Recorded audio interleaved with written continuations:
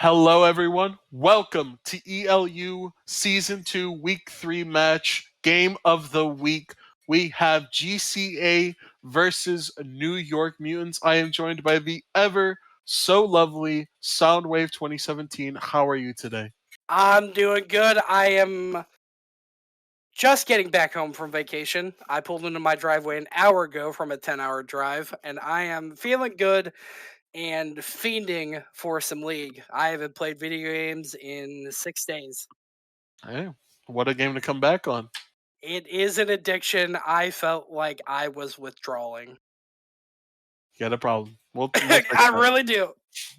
I am also joined by the lovely observer of Miss Jazz, of course, as she is always here, lovely, back from her vacation. Welcome back, Miss Jazz. We missed you. But it looks like we got ourselves a good game going on. Draft is going to be ready soon. We are just waiting on the teams to come back from a quick bathroom break.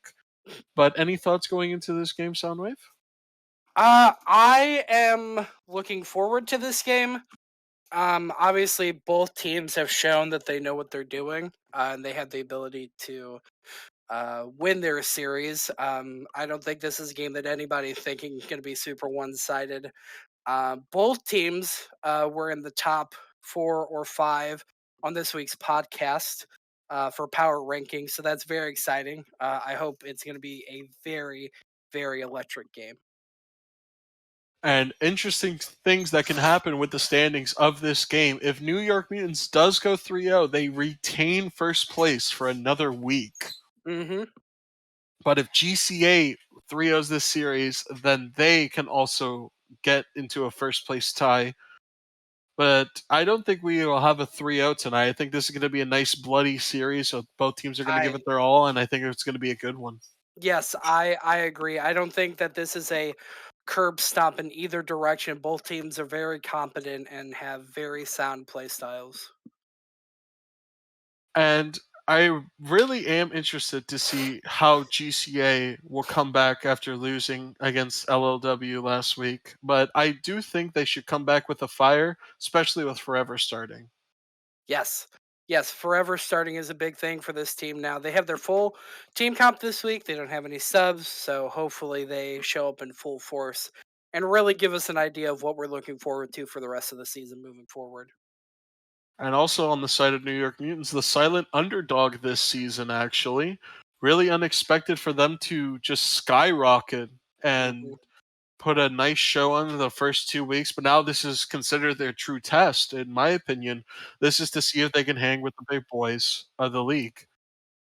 All right. Sorry about that. We were cut off as draft has now been started. It's Yep. okay. All right. So, as we now get into draft here, what are you looking for on the side of bands? I would like, well, not necessarily like to see, but what I imagine we're going to see is targeted bans towards Mini Soko. He really pulled through last week. I don't know that I call him the carry. The podcast was very favorable towards his gameplay, though. He did really well in the top lane. I think right now Mini Soko is probably the strongest top laner in the game. All right. So, first bans have come in now. GCA banning away the Misfortune on blue side and Volibear on the second ban. Leona and Silas banned away from New York Mutants. So, interesting draft so far. Maybe the teams know something that we don't, of course. Yeah, possibly. The Silas and the Volibear bands they're not exactly in pick band spots right now. The Leona and the Misfortune, I'm not surprised to see. Leona has been the star of the show in bot lane for E-League United and Worlds so far, as well as Leona being a powerhouse support. But this league, we're going to see the Trundle and the Darius ban. Trundle, I'm a little Trundle bit more expecting of. Trundle did a lot of work last week for War. It did very well with for taking New their York. early roaming and New York, yes. Um, I'm very excited for those bands to see what they have to pull out from their secondary rotation. Interesting of a Darius ban, though.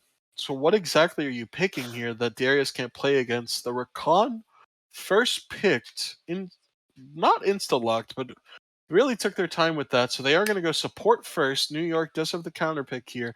Do you pick your bot lane here, or do you pick a different part of the map? Um, I I mean, honestly, probably locking in bot lane.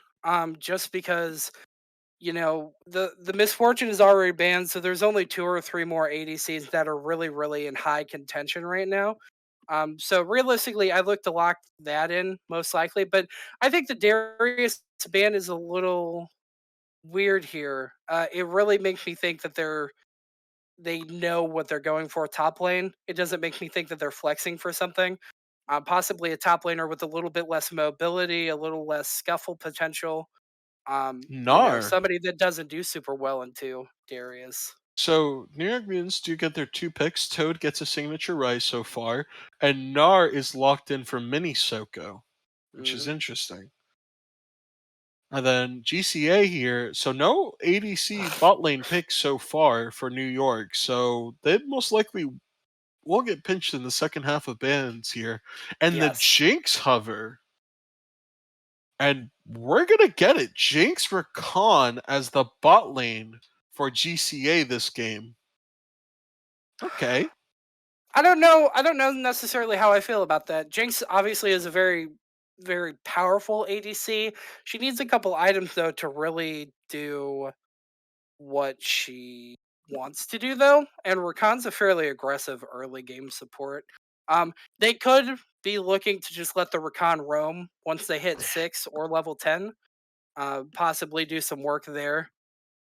Okay, so Kane here into two ranged automatically. Hmm. This is an interesting game plan from GCA so far. Yeah, this draft is a little odd compared to what we've seen for weeks 1 and 2. I would say Maybe they know definitely. something. They're trying something brand new. They will go ahead and Pop. get this win. Maybe Braum now locked in. So the support is picked here. You don't pick your jungle No. and get the bot side priority for New York. ADC priority is immediately out of it. So Braum here. So now jungle and ADC can be pinched here, and you Yes. can pinch top and mid for GCA. Hmm. Yeah. No. And I think that's kind of odd going mid top support. Just because now they're very vulnerable to a couple of bot lane bans from the side of GCA. If you let your mid go last, you've got a little bit more flexibility. I feel like there are several more mid lane champions that are viable right now compared to ADCs. With the ADCs, we're looking at like the MF, the Tristana, the Aphelios, Jin. But I feel like this makes them a little bit less flexible.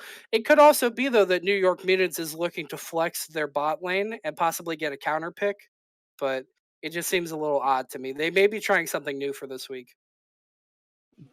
There's no need to counterpick because you had R3 available and you did see the Jinx. So blue band's Yeah. going to be Ezreal and Lucian.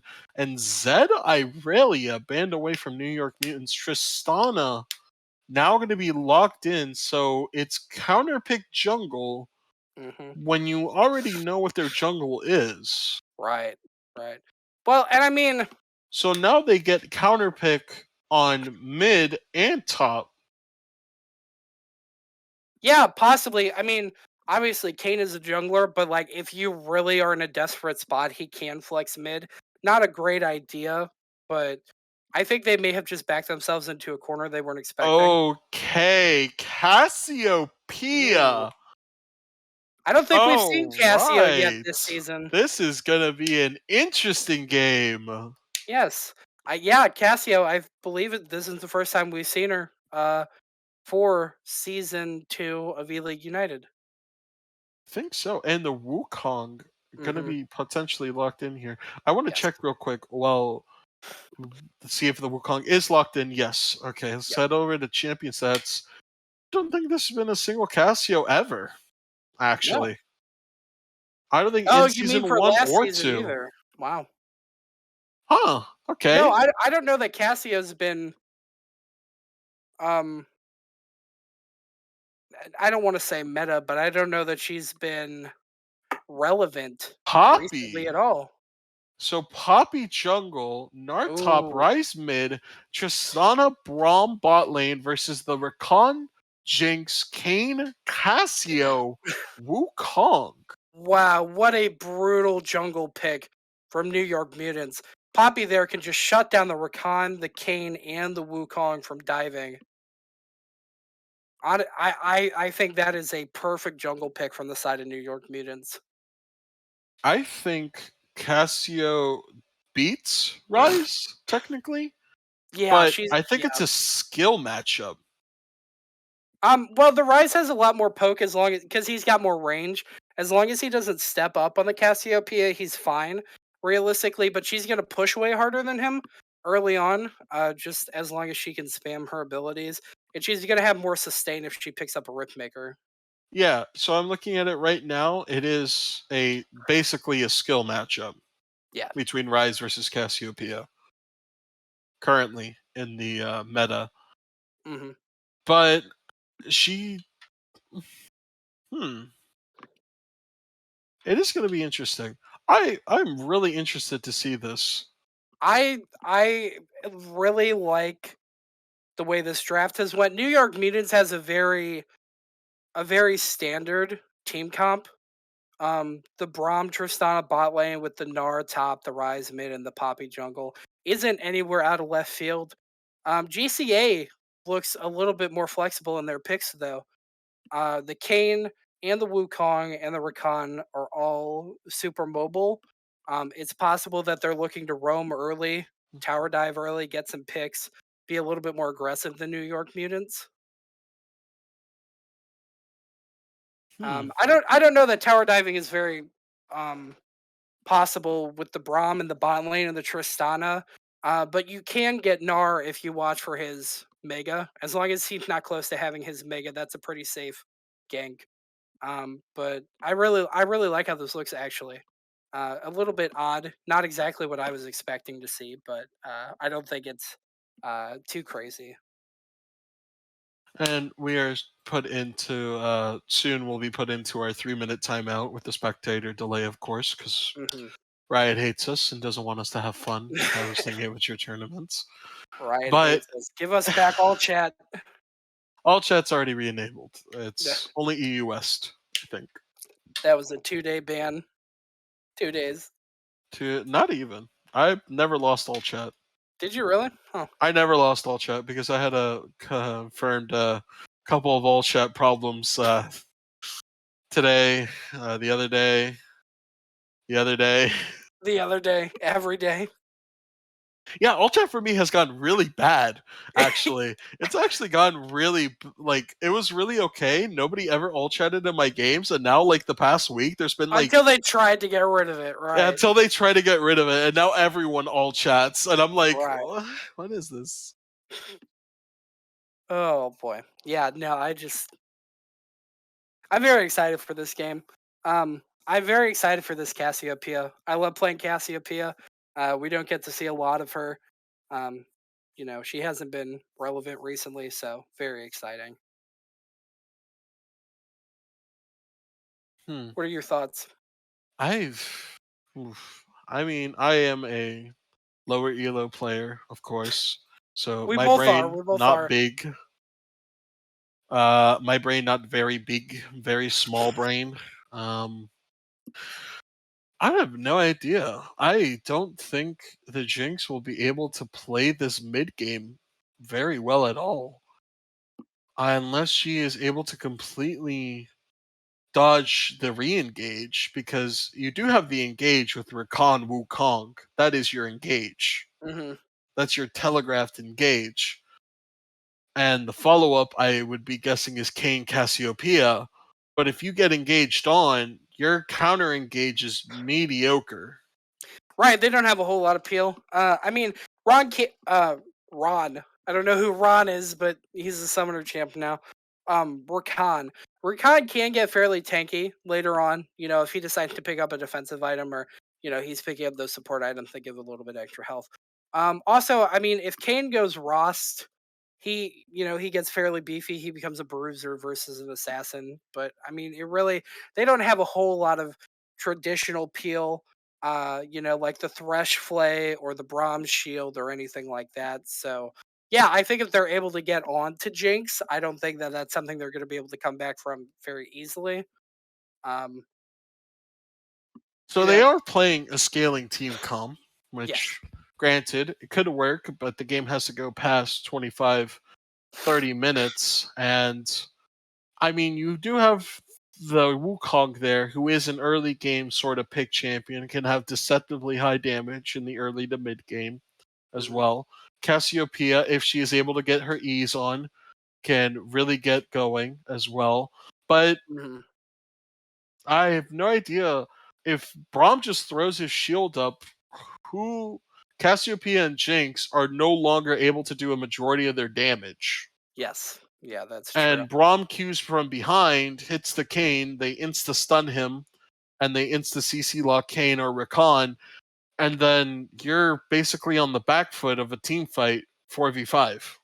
Yeah, yeah, no, it's like fighting a downhill battle, and I agree. I think what it looks like GCA is doing is they're looking to get an early lead, right? Like this is the kind of team comp that you want early kills, you want early gold, you want both of your first scuttles, that kind of stuff. But because Kane and Cassiopeia, however you want to say it, are both hyper carries in their own respect. Um, Cassiopeia obviously can carry a game on her own if she gets fed, and so can Kane. So I really do think that's what they're trying to go for. I really think this game is going to come down to how the early game is played, realistically. Because, like you said, if the game goes on super long and GCA isn't snowballing an early lead, that Braum and the Gnar throwing people away with his Mega Gnar ult is going to be a real issue for GCA. So I think they're realistically looking to snowball into an early lead and go from there. I imagine that's their whole game plan. Uh, GCA does win the 1-4, as said by my Stormblade. Hmm.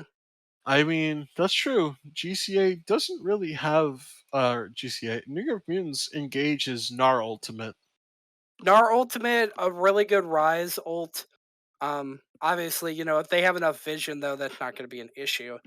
Um, yeah, I think more traditional engage. You're right. GCA does have more, but I mean, like I said, Kane and Cassiopeia are both champions that don't do anything if you get behind, right? You're looking for your early Kane form. You're looking for early items on Cassiopeia. You're looking to get that early advantage, and if you don't do that, they're gonna sit there and twiddle their thumbs. They're gonna have a wet noodle fight, realistically. So it is going to be interesting. New York does need to control the early game, really, as we are loading into the screen. We are looking at the runes and everything. Grasp on the Mhm. Gnar, Electrocute on the Poppy, Phase Rush on the Rise, Halo Blades Tristana, and Nubity on the Braum with the Guardian. Then we got Guardian Recon, Lethal Tempo Jinx, Conqueror Cassiopeia, Conqueror Kane, Conqueror Wukong. Nerfed Conqueror as well. Only Yes. lasts 4 seconds, which Yep. is really big. No, and I don't think anything there looks out of place. For sure, no odd um, off meta pick runes. So Sorry about that. The Among Us spam is happening in the chat right now. where's the Among Us spam? Okay, quick second.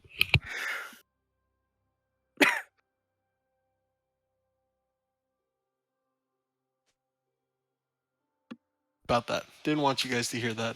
Little look. Thank No God the problem. cameras were cut off for that one. All right, let's clear this up now. Are we looking at the Discord or are we looking at the Twitch? Just so we're on the same. I am personally looking at the Discord now Okay, because great. Because they're off by a couple seconds, so I want to make sure that we're good to go. So it looks like it's going to be a 5-point here from GCA. Normal early game, nothing out of expected, no early cheese invades or anything. Gonna get a war behind the dragon pig for New York Mutants. Oh, the Dragonmancer bundle just came out. Hey, look at that. Troop Yeah. Dragon Yasuo.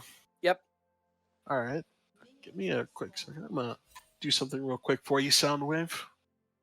I see you rocking those glasses, so Oh God. I will rock the 2012 glasses with you of young Glorsnacks. Okay. I know the stream can't see this, but Yeah, that's I was about to unfortunate. say I know. Oh no. What's up? Oh no. It's horrible. It's absolutely horrible as we get the blue buff start here. just so the stream knows, Glorknax is wearing those sunglasses that would come with a pair of Spider-Man themed Skechers. You all know exactly what pair of sunglasses I'm talking Exactly. about. Exactly. Uh, I can't really see good in these. They were yeah, made I for a can much younger imagine you me. can't. They look like swim goggles. We are now getting into the game here. 2 minutes in. Oh, jeez. Normal starts here. Bot lane Yeah. start for the Poppy. Just It a is little going bit of to be an training. invade start for the Kane. Starts the Poppy's Raptors and red buff. Mr. Play-by-Play? Well, there's nothing to play by play yet. These are very fairly passive so far. We're only at level 2, obviously. Gonna be a little trading. A lot of damage from Violet Cap there. But other than that, haven't seen any ganks yet, obviously. Nobody close to dead. So I think everybody right now is truly just vibing. Poppy spotted on that ward there. They know Yes. that Poppy is top side. Yes, Violet Cap knows Cap she's needs to walking play up. this a little bit safe. Poppy is actually going to do the gank here. And she does get the stun and the dash. Oh, that W missed. Is it going to be enough to flash? Mini Are they going to Soko turns flash into for this? Miminar. No. No. Oh. No. I think especially being level 2 and 3, that's that tower dive is not quite there yet. That is going to make him back off though. It's going to give Mini Soko the advantage in lane as far as CS and level advantage goes. Violet Cap is going to TP back to the top lane though. We got to fight in the top river here.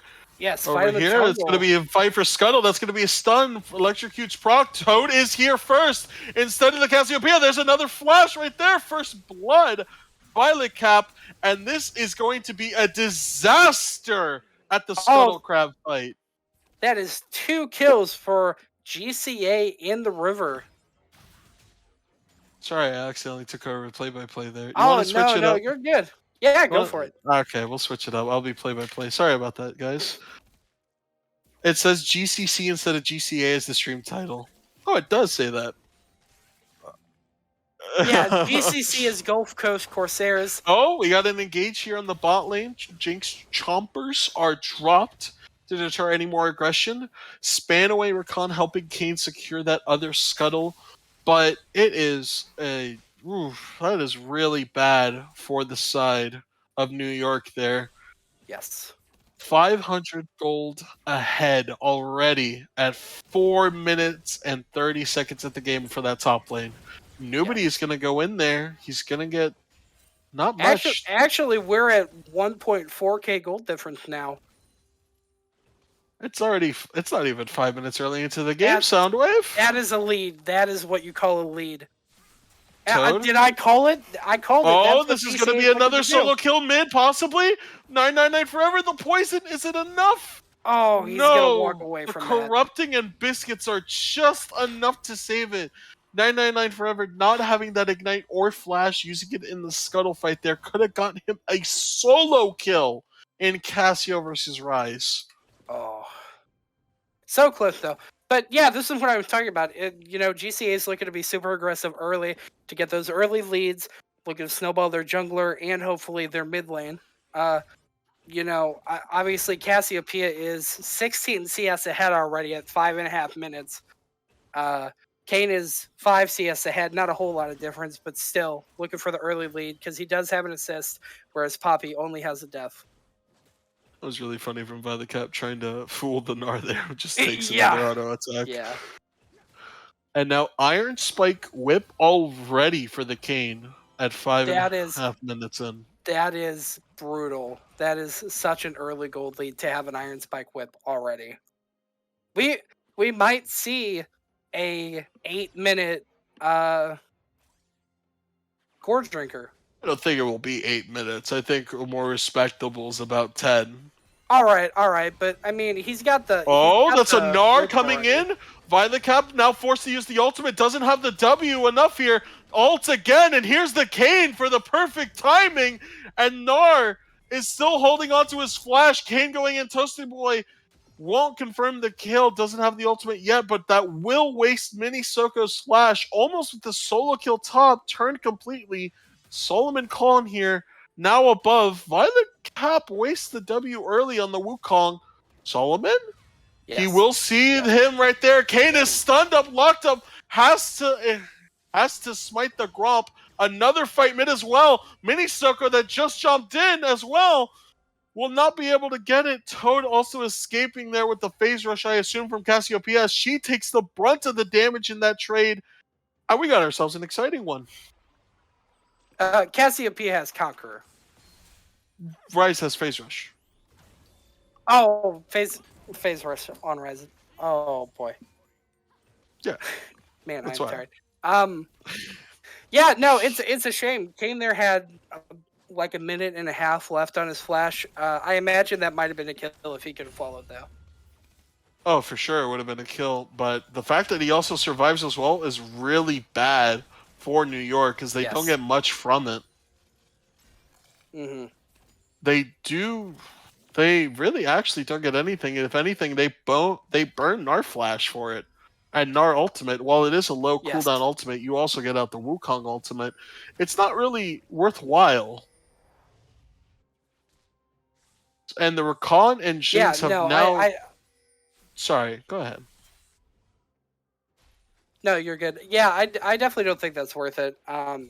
Especially if you're burning all of your sums for it. Oh, Mini Soko going to go back in top. He is going to get Gnar ready. So, interesting fact here. Jinx has just reset. Tristana reset about 2 minutes earlier. Rakan still hasn't reset yet, while the Braum has.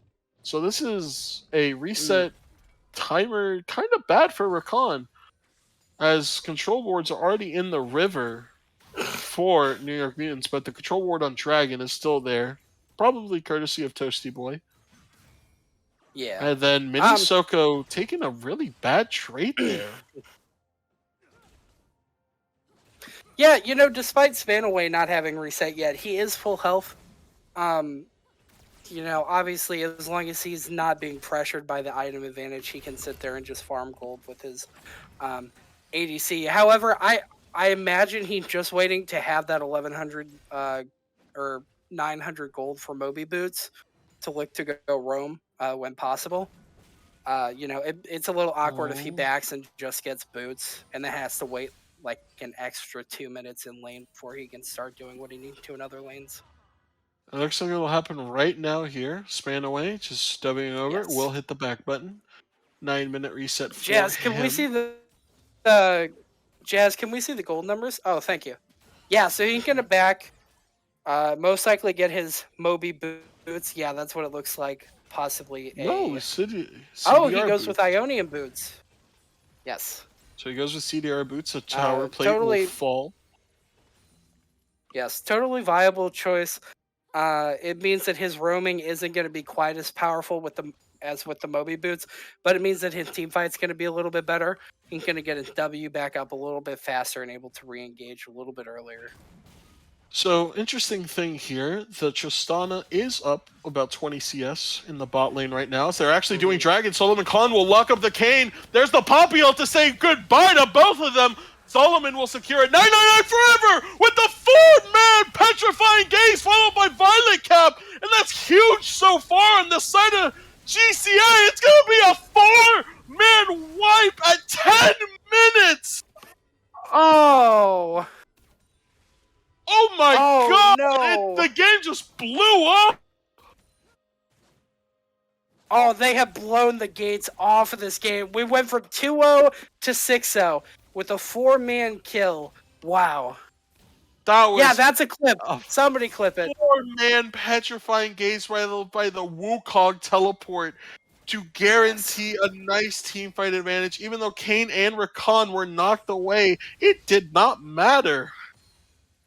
Yeah, Wow. no, and I mean, it's a shame too because it was a beautiful poppy ult. She threw the jungler and the lockdown support right out of the dragon pit, but it just didn't matter. The knockout from the Wukong was enough to give them time to let the Cassiopeia show up and do her thing.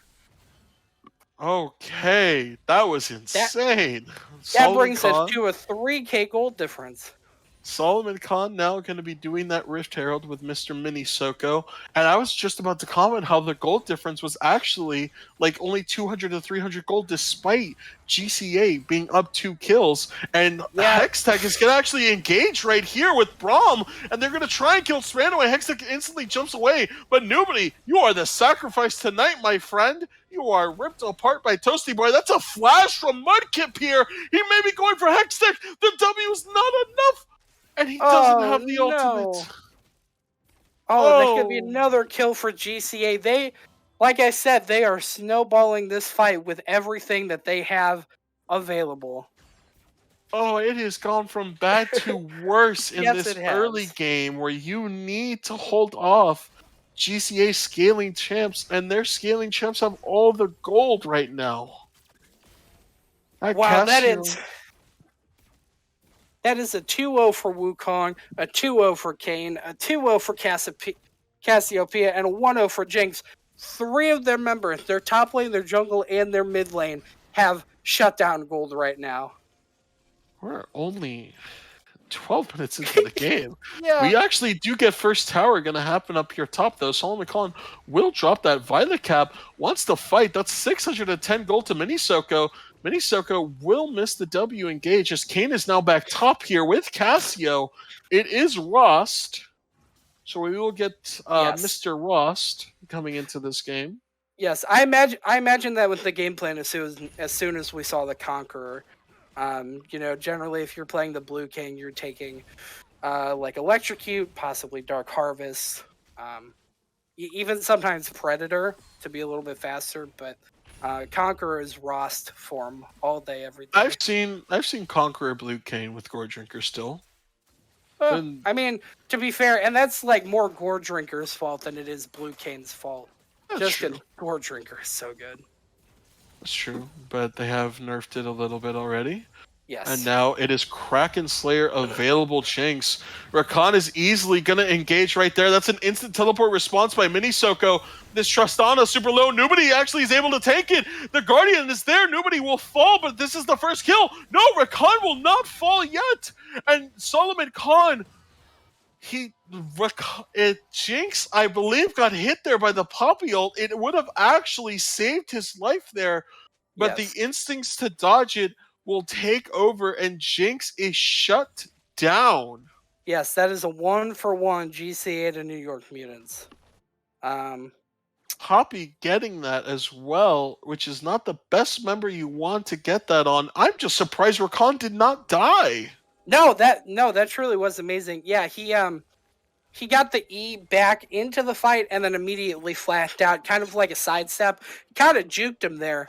Forever. Great. It's going to be Minisoko immediately engaging on him. The Gnar into the wall. This is the rise. Oh, but it's a 2-man petrifying gaze. And then it's going to be the instant kill on the Braum. They will trade the Ross back. Toad with the Realm Ward finally in. Minisoko can't really handle this much anymore. 999 Forever is playing with his food, constantly going in on this Cassiopeia. He has absolutely no fear. 30 CS up, tier almost fully stacked at 15 minutes. And Hextech is now taking abuse from the spot lane Jinx. That's a crit rocket going to come in. Hextech cannot stay here for this. He will fall right there. Barely gets the rocket jump off in time. And almost plays with his life. He's still here. And now Jinx is get excited. Nobody is instantly there right now. And nobody is rooted up as well. Oh my god. The bomb is enough.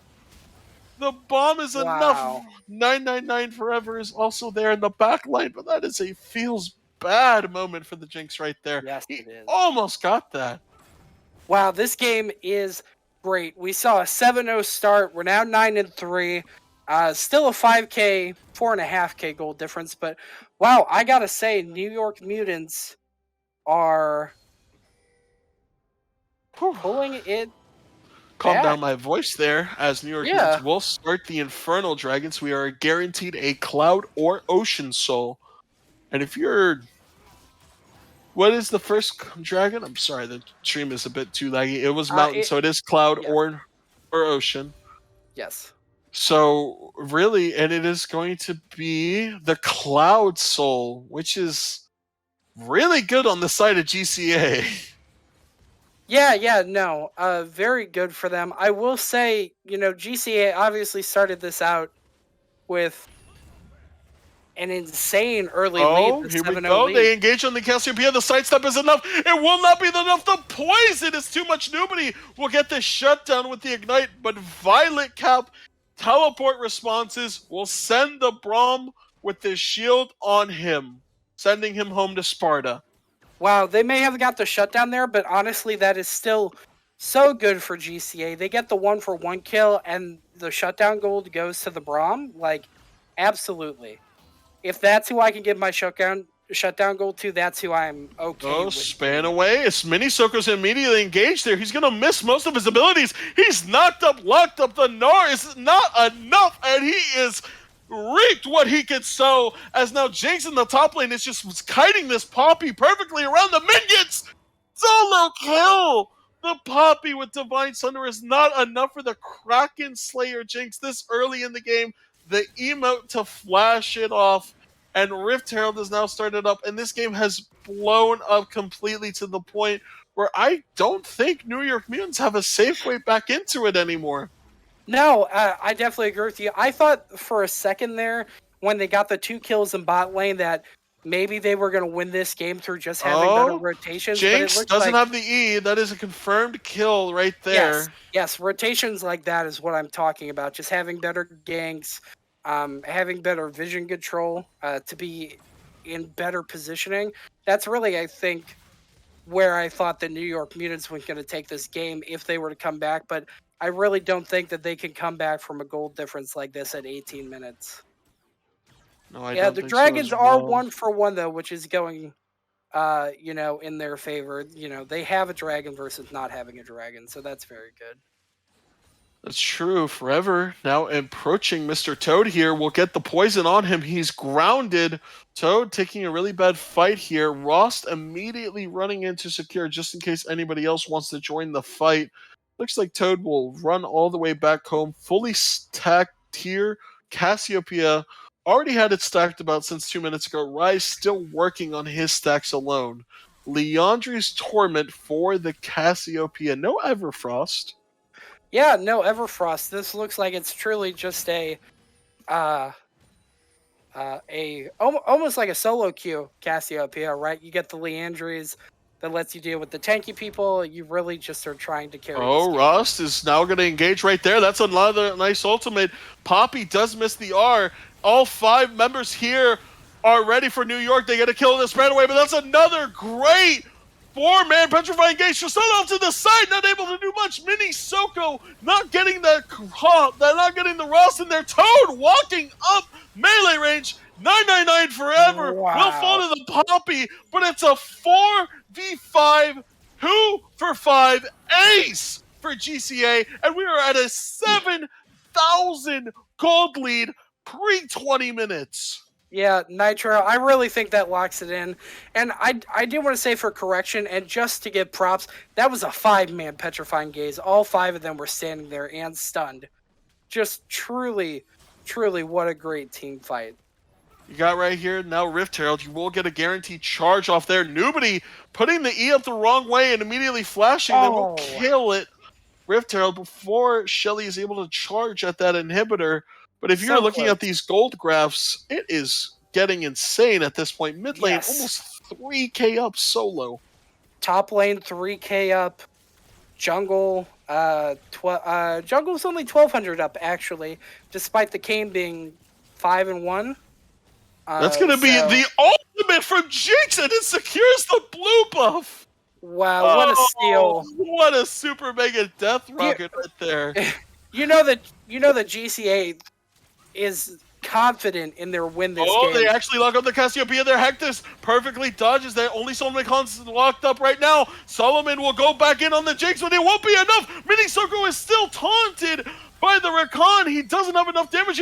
Ross is just one Oh, v falling in the backline. is this a Nobody will counter kill? fall. Oh And it is going to no! be a knockup on Hextech. He will not be able to run away for long. Double kill onto the Jinx. Wow. And this game is 11K at 21 minutes. The instant Baron response on the side of GCA here. Wow. Wow. Man, they said, we're going to catch your Kane out. And Kane said, no, I'm going to ultimate and then kill all of you. Awesome. Just truly amazing from Toasty Boy there. Wow. And I mean, if you look at this is just getting insane. Dragon is soloed by the Cassiopeia, so they do have that movement speed with the ability haste on the ultimate. But yeah, I mean, like I was saying, this is the snowball that GCA was looking for with this team comp. And I mean, Jinx is using her Ultra Death Rockets to just take buffs now, to steal buffs. Like, they are confident in their win at this point.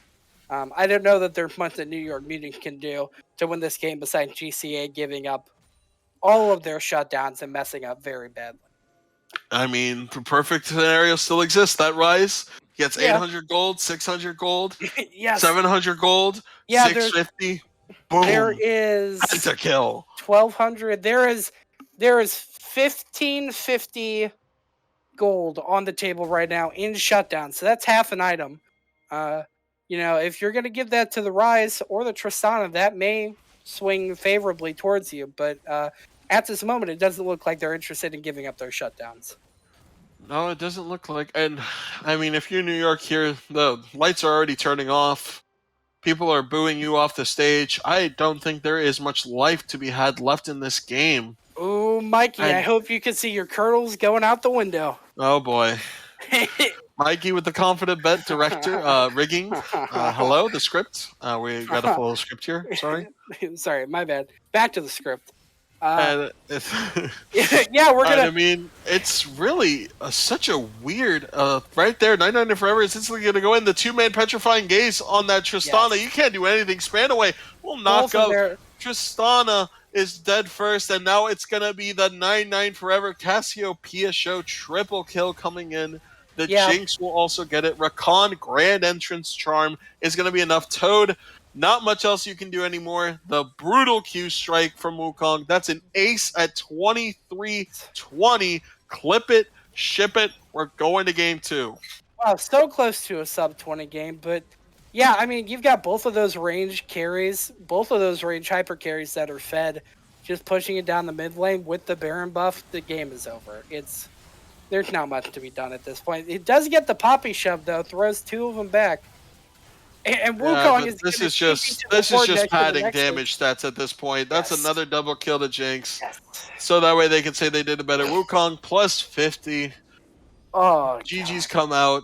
And what a really, great game. I mean, really, hold on.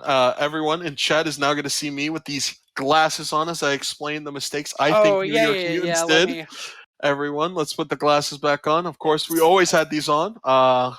Yep, don't worry about that. Off. Never came off? Right. Hey there. Let's get a look at these after game stats, though.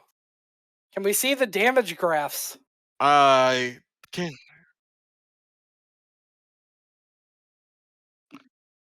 I mean, that Cassiopeia damage is just insane. We both doubted the Cassiopeia pick when it came up, but it worked out very well in GCA's favor. I mean, New York Mutants with really a poor draft. I mean, you first rotation red side on the Gnar. Yes. With Rise. Yeah, they give Minisoko the Gnar. I mean, it just... Wow. I mean, it is really a kind of a poorish decision made there on draft by New York Mutants. Not really something we expect. Maybe it's just first game jitters, of course. But possibly. There is not much you can do that game. They, especially with the Jinx and the Rakan first pick, and then you don't match with the bot lane picks, you match with a topside mid and Braum. So you pick support, you pick your top, and you pick your mid, which means you give counter pick to their top and mid already, Yes. which really, if you, it doesn't make a lot of sense. Yeah, It's not two starting with influential their lanes that you need not to have prio for. yeah, not starting with their bot lane picks definitely um was a big problem. Okay. I mean, I am ready to keep going. I'm good. I'm ready to keep going because I Yeah. I don't know what to say after that. I really was on the New York Mutants Hopium train, you know? I think this was their first Yeah. true series against GCA, and I hope they really bounce back for game 2 so we can have at least a very nice, entertaining series here. I think draft mistakes just have to be fixed. Yeah, we're both gonna have egg on our face if this ends up being a 3-0 because neither of us thought it was going into it.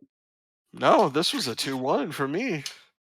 I hope somebody doesn't clip me saying that this is gonna be a stomp, followed immediately by a 23-minute win. Ugh. No, nobody will click that. Toasty Boy, our resident clip boy, please don't clip that. Don't put To- Soundwave Toast down like that. Toasty Boy has been on point with these clips lately, Toasty though. Boy is a very good man with these clips, and I would like I to keep Dude, him, you know. he's like tripled his kernel count just from the clips.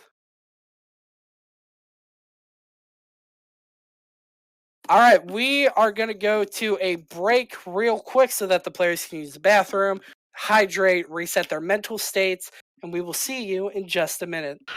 Welcome back, everybody, to game 2 of the series so far. I am joined here with my wonderful bucket hat wearing Soundwave 2017, and I am, of course, joined by a fuzzy friend, of course, who is here to watch the games with us so we Hmm. can enjoy this series by ourselves. He's looking the other way, don't worry. Game 2 here, looking for draft changes all around. What do you think so far of game 1, Sound? Game one was a stomp. I don't think anybody's going to deny it. As we talked about, New York Mutant just I think they just drafted in the wrong order. They really weren't. It almost felt like they were just drafting what they talked about before the draft started. They didn't alter or make any changes to what they were going to do when they saw what GCA decided to do, which is not a great thing. So I hope that they sharpen up in this draft series. All right, Mr. Fuzzy Friend will now go home as we are going back into draft here. The MS ban has been picked, the Trundle ban as well. Casio instant response ban from that last Yes. game. Spanaway will not get Sun Simp. Leona Spanaway this game. Very sad. And Yeah, very Volibear. sad. I'd like to see him on this Leona, but everybody knows that he's a Leona one trick, so Yep. I don't think it's gonna happen at all. Silas also banned away still. You have to Mhm. just to make sure 999 Forever can't get that like he did last week against LOW. Yes. And now if you're GCA could lock GCA, in their yeah, they what could is your lock in power their pick? um yeah, Rakan again. I think the Rakan is good. He did really good work for them. He's the most mobile support as far as it goes. So I think that's a totally fine pick. They could have looked to pick their Jinx too, but I think Rakan is fine. Con is fine. New York, they have the counter pick here. Will they actually pick the Jinx here? They will. Yes, So Jinx yes, will be taken off the board for Mudkip. All yeah. right. Question is, can Hectex play Jinx? Is she in his Pretty champ pool? sure Hextech can play Jinx. Jinx is a pretty simple champion. Well, I mean, yeah, but if you don't have playtime on a champion, you never know how things are gonna go. True. And it's going to be Jinx Nami. Ooh, we've seen some good work from Nami. Very I excited don't about know that. about the Nami here. You can't Really? really stop the Rakan engage. You have to time it perfectly with the bubble. Yeah. No, And that's if you true. bubble the ADC, Rakan instant engages on your ADC here. Yeah, no, the bubble for the W is a one for one trade if he lands it. Yeah, And again. I get what you're saying. The Nami may be a little bit more reactive than they would like. It's going to be Kane again for Mhm. Mr. Toasty Boy, as he will go ahead and do this. It is Zaya Rakan, Mm, which is a very super strong early bot lane against a Jinx Nami. yes. Oh boy. Yes, Zaya, one of the strongest early game ADCs, especially having access to a stun as soon as level 3. If you play it right. I mean, alright. Uh, I got you. It's okay. yeah. Very happy to see that pick, actually. Okay, they're pulling a Ooh, Soko here, and they will pick the Olaf. ooh, counter picking that Rakan. Not going to get the stuns there. No That charms, no is knockups from Olaf them. is really good into Rakan and Kane, so that is an And answer Zaya. I like. Well, Zaya Olaf, has the ultimate, can really try and get escape there, but not much will happen. New yes. York banning Darius, GCA banning Nar. Okay, we are in for a spicy one. I like this one a lot more. Still with that Darius ban. I don't know what that's about. Maybe they really do know something that we don't, but I haven't seen any talk about Darius in the chats recently. I haven't heard anybody mention LeBlanc him. ban as well for the mid lane, so they are going to pinch Yes. that. Yes, Uh, LeBlanc has been highly contested in this league so far, being one of the predominant mid lane assassins. of course, Dr. Alluro, our resident LeBlanc one trick. Of course, I wish Yes. he is doing well. I hope everything is okay at home. Trendamir now Yeah. banned away for GCA. Yeah, I can't believe that team has 3 doctors. Three Absolutely wild. doctors. Insane. All right, now with that jokes aside, New York Mutants on the red pick here. They do have a counter pick guaranteed, but the question is, do you counter pick top or do you counter pick mid here? Probably looking to counterpick mid as oh, Okay, they're gonna Mini pick a Soko Kench. on the Tom Kench. He was really good in this last week here. That really cuts down the number of top laners you can realistically play that will Mhm. survive Kench. Vayne instant Oh, hover for 999 forever. He pulled this up last week. Will yes, he go Vayne?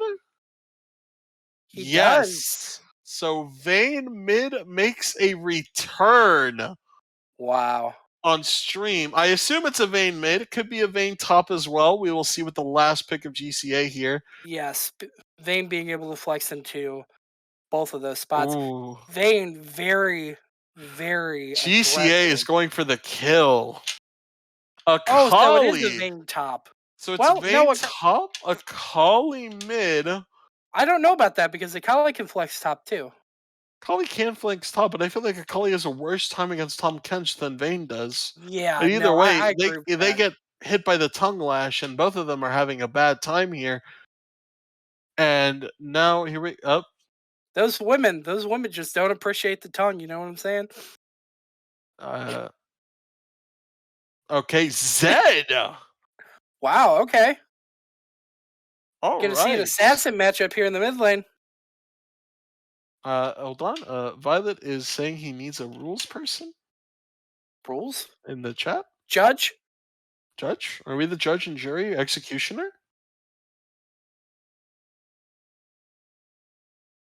Uh, okay.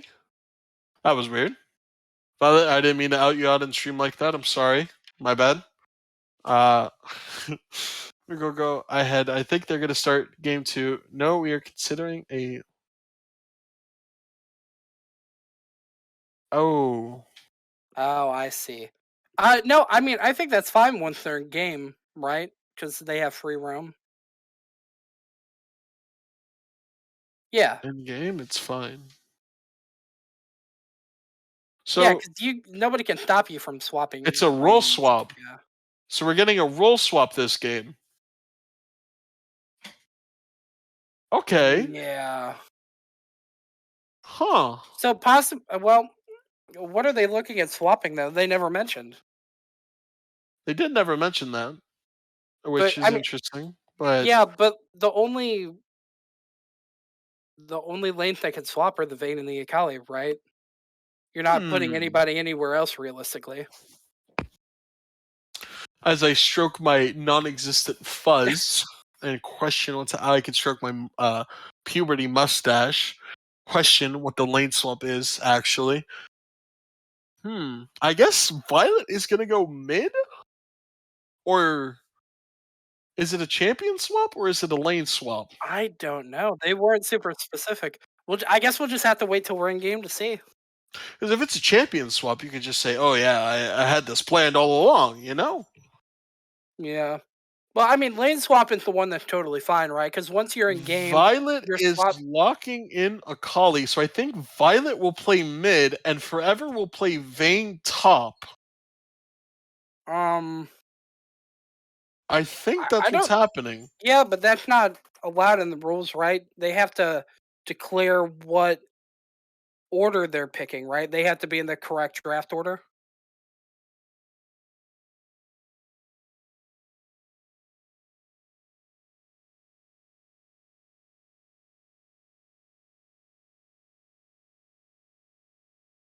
Hmm.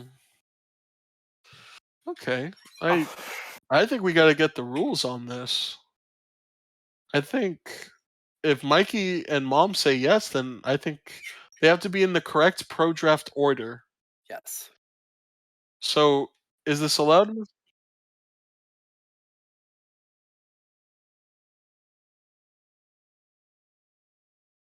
I think Well, that's what they're doing. yeah. I will go mid with the calling. Okay, yeah. So it looks like they did mean to take the Akali top, and they're gonna now put it mid. No, I think Akali was always going to be bot. Uh okay, so 999 Forever is the top laner and Oh, Violet okay. Cap is the mid laner this game. On the fly rolls lane swap.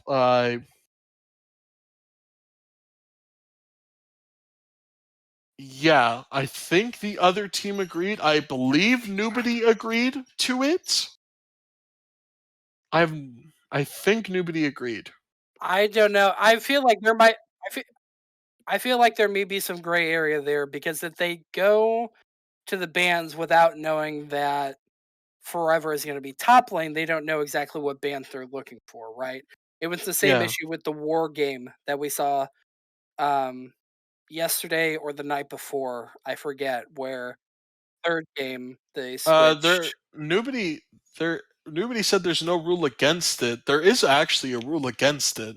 Yes, there is a rule against it. They have to declare who's going where before the draft starts. We saw it the other night where Wardens ended up drafting improperly game 3 because they had not known that Sunny D was going top lane. That was true. We did have that issue. I don't know Okay. though. I mean, I guess realistically, it's up to the people who make the rules. Uh, Nobody agreed. Yeah, I think the rules, if because I read them correctly, because Mikey made me read them. yeah, Stormblade, you are correct. Rule swaps have to be declared before draft. Yes, strategical lane swaps once you load into game are fine. Yeah, but they were declaring the lane swap like during draft, which is the Yes. issue. So the issue becomes if they draft the top laner, the other team doesn't know to ban that because they're supposed to be drafting for mid. Yeah, If because they there if they is. if they go to ban their mid drafts, if they Okay, go to yeah, let's move on from the lane gate and look at the actual team comps here. Let me lane gate, take off my glasses here so I can finally see again perfectly. yeah. So Violet Cap will going Akali mid. Vayne will be going 999 Forever. Vayne top. Kane, Zaya, Rakan.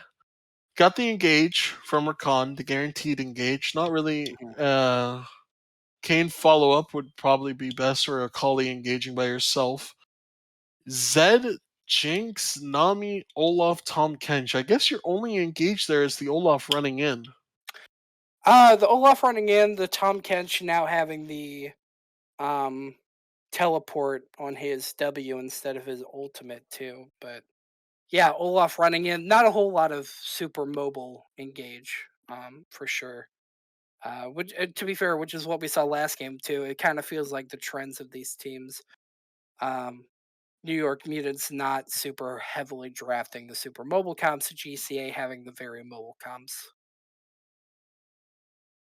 I mean, hmm, it's gonna be interesting. I do believe that the Olaf, if ahead, will just hard carry the game.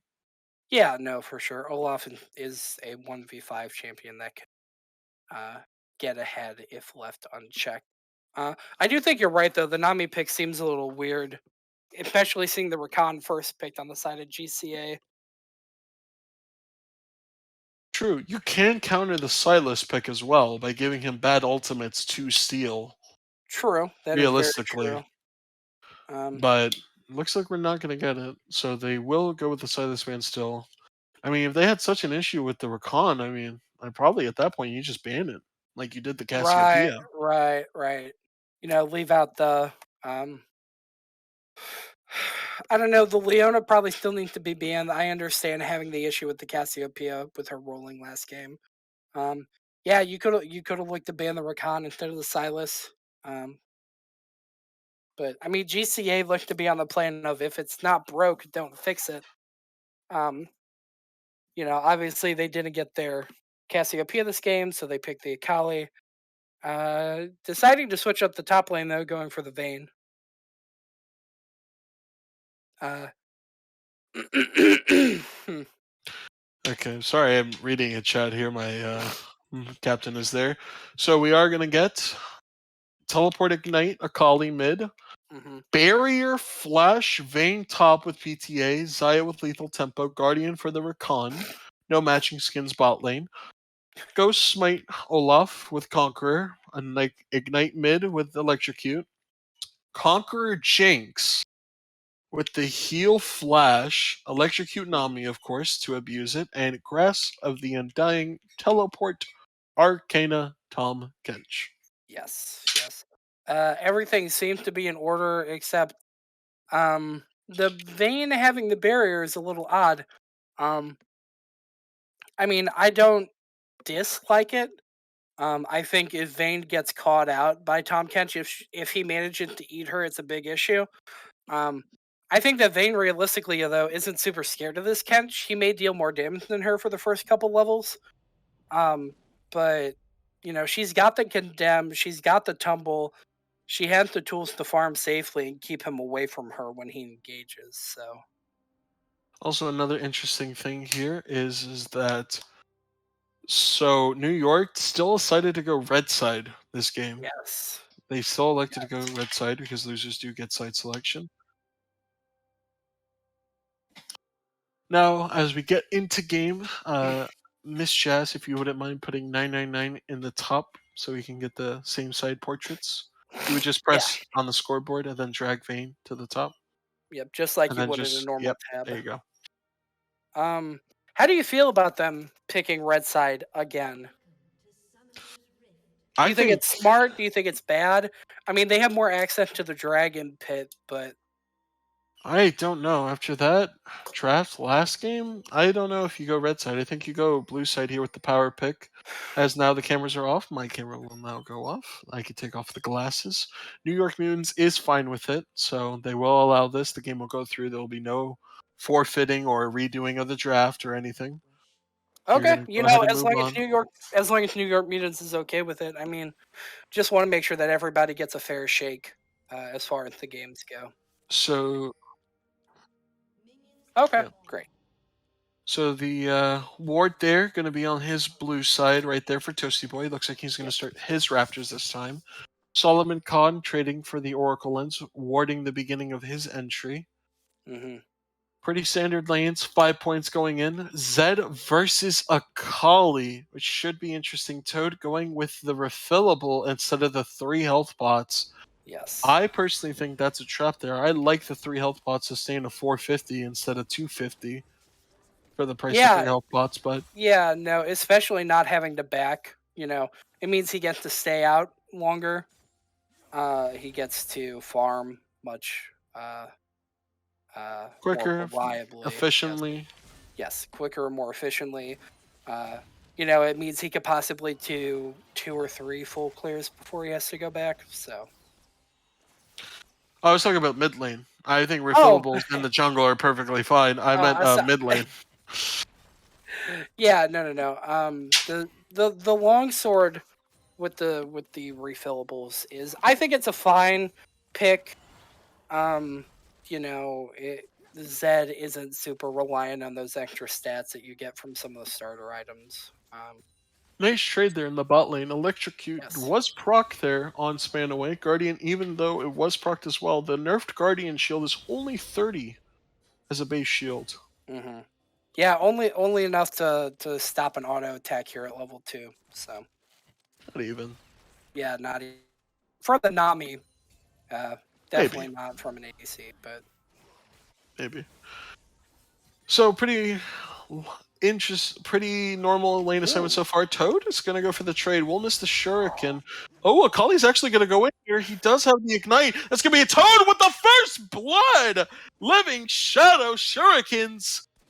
And Akali does have Teleport, but Toad, with the impressive Zed play, he missed the Shurikens the first time, so Akali wouldn't expect it, and boom. Yeah, very unexpected first blood there from Toad. Very impressive though. As soon as that ability came up, he went for it. Getting the Ignite off too, which is very good. Also, another interesting thing here, Olaf is now just starting his blue buff at 330, and Kane is already done with his sights, scuttle, and everything, possibly looking to invade and get vision here on the other side. Yeah, we see him walking up towards Raptors, possibly looking to, possibly just checking to see where Olaf is. So he knows the Raptors are about to respawn again, which means his should be coming up soon, the first camp that he did. Nice trade there. Toad mid lane. Akali did teleport in, so if Akali dies again, this is really bad. Yes, if he gets a second kill, it means Akali has to wait for the death timer and walk back, which means Zed gets to crash at least probably one wave into the tower. And he already backed for the straight at Dirk Spanaway with the flash engage on Hextech. The bubble right there on Zaya can't really do much. It's just a recon. He is ignited. The Guardian is in. Hextech is just holding on to the flash until the very last second and will be able to escape with his life. Very good call by Hextech there to just walk it out, stay away, and not die. Very impressive. Spanaway wasted flash ignite there instantly. Just to try and punish it properly. And Violet Cap, those shuriken damages early game are doing work. 999 forever will ward the Tribush, so they'll probably spot out Mr. Olaf coming in, the Berserker, with no home. Spanaway going to be clearing that. Oh, he will see it on the Trinket of the Oracle. Yes. But Vayne really can't run away if both of them are running at her. So it looks like they are going to do this. They're actually going to send 3 heroes. We got a nice trade bot lane.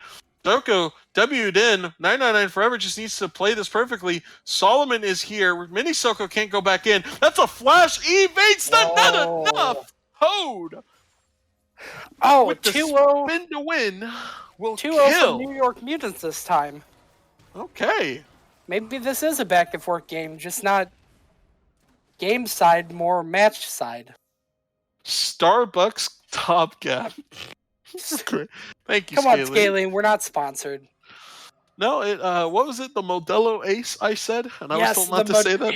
Yes, the Modelo Ace. Modelo Ace.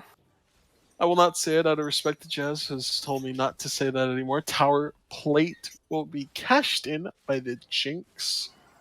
And I can't really tell from the stream quality, but I don't think Spanaway and Mudkip were able to get that tower plate bought, but you get about 4.2k. Yes. They don't fully have the second plate yet. Mudkip and Spanaway, right? Yes. On the bot tower? Okay. That's going to be a nice Q hit there. The tongue lash is very far. It grows bigger with the size. A nice little trade right there. Spanaway. Get engaged on. Able to use the... I forget the Recon E name. I used to remember.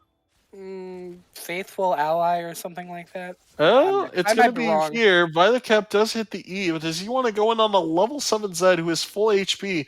I feel as if ZW's here and ults. He gets a confirmed kill right there. Mhm. Shurikens will hit, and Toad just takes 2 tower shots for free for minimal damage. All of a sudden, we have a dragon fight coming in here. Toasty Boy is in the pit here with this level 6 Olaf. They will get the hit right there. It's going to be Toad first move. Toasty Boy immediately going to get engaged on as well by Solomon Khan. The axe will barely miss. Solomon Khan is not enough. Toad is able to kill him. The heal from the smite is going to be enough. And we're not seeing the dragon fight, but it looks like it won't matter. They will secure the dragon. 4-0 start for the top, for the side of them. And that's going to be the Tomcat G-Done forever. He has to... Is it going to be enough? The tongue lash. He has to hit it. Is it going to be enough? No, he dodges it perfectly. Oh, he misses. The barrier is not there. And Oh. Minisoka had the flash up. He could have guaranteed the tongue lash and gotten the kill on the top there. Oh, man. Oh, no. I like to see this, though. New York Mutants has taken game 1 loss and has come back in full force for game 2. Now with the 4-0, we're at a 2.5K goal difference at 8 minutes from New York Mutants. Something weird about E-League United is that we always seem to have weird game 1s, and then game 2 and 3 seem to be more consistent. Either teams always give up game 1 or they always win game 1. Just something weird that seemed to happen with our players and our teams. Very true here. It's a nice difference right there. Mudkip is slowly engaging by himself. He's going to hit the double bubble there. Hextech. Mudkip, or Spanaway has the ignite there. Will ignite. Zaya using the blade dance. Doesn't have the E up there. Oh. I think the super mega death rocket can come in soon. No, Hextech doesn't have enough mana. No. Toasty Boy is mid to catch that wave. But right now, if you're a Kali, you are suffering. Oh my. That's actually going to be the re-engage right there on Toad. He flashes away. There is the see you later, kid. Rampage for Toad. And this is a 4-0Z with a 30 CS lead at, what time is that? 9 minutes. Oh. 9 minutes. Jazz, can we see the items now that the Z is backed? Ooh. Wow, full Dustblade. Not Dustblade, Ghostblade. Moose Ghostblade. And say Ghostblade, not Dustblade. Wow. Man, this Z and the Z is 25 CS up. 25 CS up. That is Solomon Khan right there, as I can see through the pixels. He has the blue smite, and it is both blue smites this game. This game is red smite for the old buff. No red smite for the Kane either. I think red smite is the more broken smite, but of course, I don't know much. I am a simple support one-trick player now.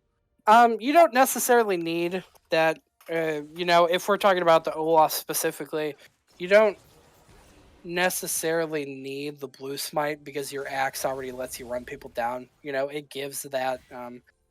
I want to say it's a 30% slow for 1.25 seconds. I might be wrong on those numbers. But... Oh, nice bubble there onto Spanaway. Top lane vision is being cleared by the Kane right there. That is a level up for Spanaway. So now the wards are unlocked for him, as Nami already got them. Only a single ward until he resets. Nobody is clearing vision in the lane. Heals himself up.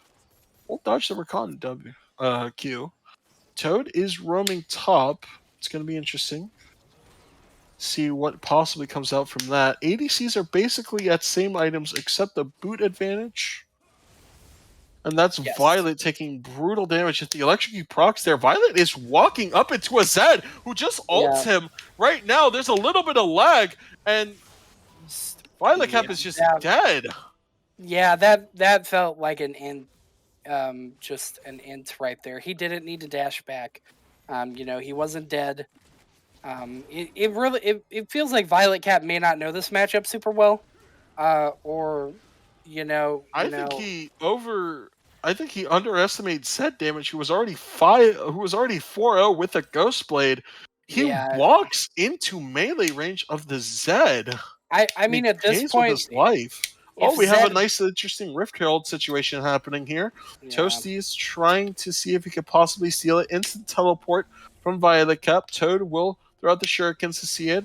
Looks like it's going to be the secured Solomon Khan Rift Herald. That's going to be 2 coming in here. That's the unstoppable Olaf. That's the barrier popped as well. Mini Circles are going to go in. Toad will get another kill on 999, but it won't be 800 gold to the Akali. Tom Kench will ultimate. We have another fight. Bot lane, double bubble will result in a double kill. Mini Soko with a nice kill on the Kane trade will try and survive the WOA, and Violet Cap don't do anything about it. And it's a 4-for-2 overall across the map. Man, if that bot lane hadn't died, that would have been a really good spot for GCA, getting 2 of those shutdowns on your Vayne and your Akali. But as it stands, the bot lane may be too far ahead with that double kill now. Oh man, Violet Cap, he does get the 800 gold shutdown, but I don't think not much will happen from this. Look at the gold lead still. It's about 3K, 4K. Storm. Yeah, Storm. Sorry. Storm, I agree. The lane swap, I don't think is working out here. I meant to say, I was going to say Stormblade because he's the Zed profile picture on my team. Herald is going to be dropped mid. That will be resulting in a few plates right there. I think it was about 3 total because the 4th plate was barely touched. Akali will clear it now. Zed does have ultimate up again. He could possibly deathmark here. Yes. Ronald Dragon is spotted up. They see all 4 members there, so they know that is the choke. Yeah, no, it definitely feels like the Akali maybe just doesn't respect the Zed's damage. Or, maybe Violet Cap is back and getting some items and thinking, hey, I've caught up to him, but he's not. He's still 24 CS behind. He is 5 kills behind. Zed is 2,000 gold ahead. Zed is almost a full item up on this Akali, so he's really someone you just need to respect. Respect, even possibly just stay away from at this point. Obviously, you can't. It is going to be lanes, let him take towers, but Frontal Dragon again. So we will get Ocean Soul this time. We will not get Cloud, which is a nice change of pace. Ocean with Tom Kench sounds very absurd. Yes. Minisoko doing his due diligence, going Bramble and Tabby instantly to, respect the Vayne matchup. Yeah. Zaya does use the Recall Feathers. Blade Caller, I think it's called. Mm-hmm. Yeah, Blade Call. And it is a Gale Force Jinx, which should be really good here. Mm-hmm. But Spanaway is going to go in there. We'll miss the Recon Grand Entrance. Spanaway takes a lot of damage, has to use the exhaust right there. That's the Kane engage that's negated right there. Here is Toad coming in. Hextech will get the ult secure. No, Mudkip will get the shutdown on him. Nobody will not find the kill, or Kane will find the kill onto him. That's a double kill for Toad. Perfect roam response. Instantly pops the Ghost Blade, runs it down. Hidden Leaf Village will go ahead and secure a double kill in the bot lane, but Mudkip does get that shutdown. That should help him out a little bit. Minisoko getting bullied endlessly right here. Nobody is still here. Toad is going to go ahead and give him the E. Toad will secure the tower, which is first tower. So that is a lot of gold already added to Zed. He is 8-1. Minisoko going to be engaging right here. That is going to be the unstoppable on 999 forever. He does get the thing right there, and you cannot run away. Gourd Drinker confirming that kill for Solomon Khan. The 1-3 for the Vayne so far is now going to be able to pick up that shield bow. Oh boy. This is a rough game for GCA so far. Yes, this has been a very rough game. I definitely think the team comp isn't quite as good as last game. I think the Akali, not the pick here. And that is Dustblade completed for Zed. Akali doesn't even have Rift Maker yet. Doesn't even have Mythic. Yeah, it just... Did go the Sork Boots with the shutdown gold. I did see that. It doesn't seem like Violet Cap is super comfortable with the Akali pick. Let me take a look here real quick. I might be wrong, and it might just be a bad game but I believe it's a bad game, personally. The possibly, tier is yeah. stacking on Toasty Boy, but he is Um, 50 CS down in a jungle matchup. That is huge. wow. I have never seen a 50 CS gap in a jungle matchup since like season 6. Yeah, that's brutal. Oh, that's going to be another gauge right there, and it is basically a confirmed kill. Death mark pops. Good night, Akali. Yeah, like I was saying, I'm looking at the OP right now. Violet Cap Oh, has nice Gale almost. Force right there on Spanaway, and the Super Mega Death Rocket will confirm the kill. Here is Toasty Boy going to go in with the blue cane. Looks like not much will happen. Here is the Olaf, and it is going to be disaster. Double kill for the Jinx again. It is 3-17 at 17 minutes. This was even harder than GCA was beating New York Mutants in game 1, Yes. and they are up almost 10K. Wow. Yeah, this game has swung completely the opposite direction.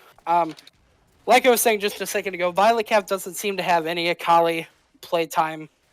At least recently, from what I can see, if at all. I'm not, obviously I can't see mastery score or anything like that, but I don't see any of it in his OPGG. I don't see any practice games of it. None of it in the ranked solo stats. Can we please see Akali Gold real quick? Because they did buy that cloth armor. I think Akali will be able to get Mythic very soon. It's 1,300. That is but a 4,000 gold difference between the Zed and Akali. And Tom Kench is actually caught up in gold. This Zed, especially buying lethality items, is almost 2 items up on Violet Cap. Is 2 items up. No, he is 2 items up. Yes. He already has LDR. Or he will have Shirelia's Gauge. Or Last Whisper, sorry. One of those 3, yes. He will have Shirelia's Gauge. I don't know the third item. It looks like Toad will walk up. He is on vision, so he maybe came out of vision, walks into the vein, pops a healing pot, but then immediately takes the plant juice of the honey fruit. I like plant juice better. Plant juice. The healing plant juice. Minisoko is on the flank here from behind. He can cut off the Zaya and Kane here, but chooses not to. Toasty trying to go in here to see if he can secure his team the game. Spanaway goes in. Red team will slay the dragon. Violet Cap has a very nice backline access. Ooh. Will kill one, and that's going to be another thing right here. Jinx is going to fall. Oh no, Jinx gets the kill on the Kali. Olaf is unstoppable, by the way. He will confirm the kill onto Vayne as Zed's Deathmark will pop it. Hextech will go ahead and kill them. That's a double knockup from Minisoko, and it's just destruction so far. 2 for 5, double kill, and that is a 19-minute ace, 10K gold lead up. Rift Herald dropped mid. Yeah, I think that's realistically going to wrap up the game. Violet Cap's going to be up for a couple of seconds before anybody else. It looks like they're gonna get another charge on the Rift Herald here, but they do get a guaranteed charge, and they are gonna immediately back off. Though I feel as if they could have gotten that tower. Yeah, they probably could have. However, looks like they're gonna back, reset, get their items, spend their gold. Minisoko gonna hit it on the Scuttle Crab. Pog. Many people miss the Scuttle Crab because how sneaky he is. Yes. And that is still 4,000 gold on the mid lane alone. Wow. Kali should have the Rift Maker. 3,000 on the bot lane. 600 on the support. About even top. 3,000 ahead for the Olaf there. It is now an 11K gold difference. That's going to be more gold for the Tom Kench now. He is going to instantly fight the Akali here. Toasty Boy is here, but the Olaf is right here behind him, and Akali now has to try and run away as fast as he can. He is hit by the Olaf Q, but it looks like no further engage will happen. Toad jumps in the Living Shadow on Spanaway, instantly able to dash out. Not much will happen here, but the Baron is being pinged, and if you are GCA here, you need a miracle. Mm-hmm. Yeah, GCA definitely needs a miracle here. I mean, 4K gold difference, like, on a team is still a lot. This Zed is a monster. He has a 4K gold difference on his own. He is killing people left and right. Nobody on their team can stop him. Forever is not here, so it looks like they will have to give up the Baron. Toasty is spotted by the blue ward. Toasty now going to get engaged on here. Oh, the blue cane is not enough! Oh, He was hit by the Gale Force, and that put him out of it immediately. Toasty trying to escape. Will he be able to? No! The Super Mega Death Rocket has his number, calls him midway on that Q-Fly, and he will go back to base. yes. Yeah, it looks like they're letting the Jinx free farm here, pushing the bot lane. You mean Vayne? Vayne, yeah. I mean... Oh, that's nice damage onto the Tom Kench here. That's an instant span away engage. He can't actually find anything with it. There's going to be nothing left. Hextech will also secure their tower as well. And what could have been a perfect engage there, he's just a bit too slow. He can't, even with the Shirelius, I don't think he was able to charm anyone. Toad getting middle inhibitor, get top tower with it as well. Instant resets coming in from the side of New York Mutants. They're 20 kills up, 15k up, almost nice, cool 14k at 22 minutes. Yeah, I mean, it really feels like a solo queue game. It really does.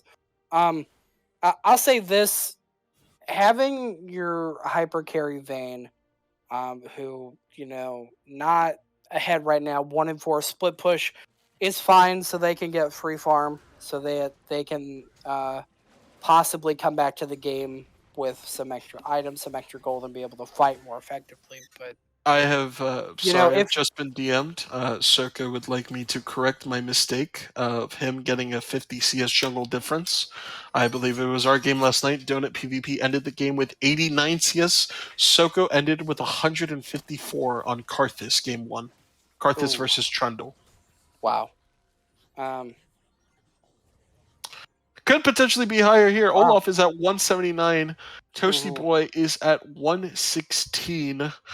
It looks like Olaf will also get more camps fed to him. Big greedy Olaf man as he queues the wave. Probably kills the caster minions there. And it is about 70. Yeah, like I was saying, though, with your Vayne out split pushing, your team really shouldn't be sitting there in jungle trying to watch the Baron. Like, you really at that point just need to give the Baron and make sure that you have your vision up so that you can properly defend your towers. And it didn't happen there, and they just ended up getting picked off. This is going to be the fight that decides the game most likely. Soul Point is there. Mid inhibitor is gone. You're Toasty Boy and GCA. It looks like they can't even contest at this point. Immediately started up. The Akali is the only one even close in the vicinity, but that is Ocean Soul for the side of New York Mutants as they try to clear the base as much as they can. Yeah, no, I mean at this point they're running out of objectives to get right without the game ending, just straight up. Yeah, I think at this point they're just not ending the game out like they should, and I think this is an issue that they've had before, if I remember correctly. I was listening to the podcast and they were talking about New York Mutants having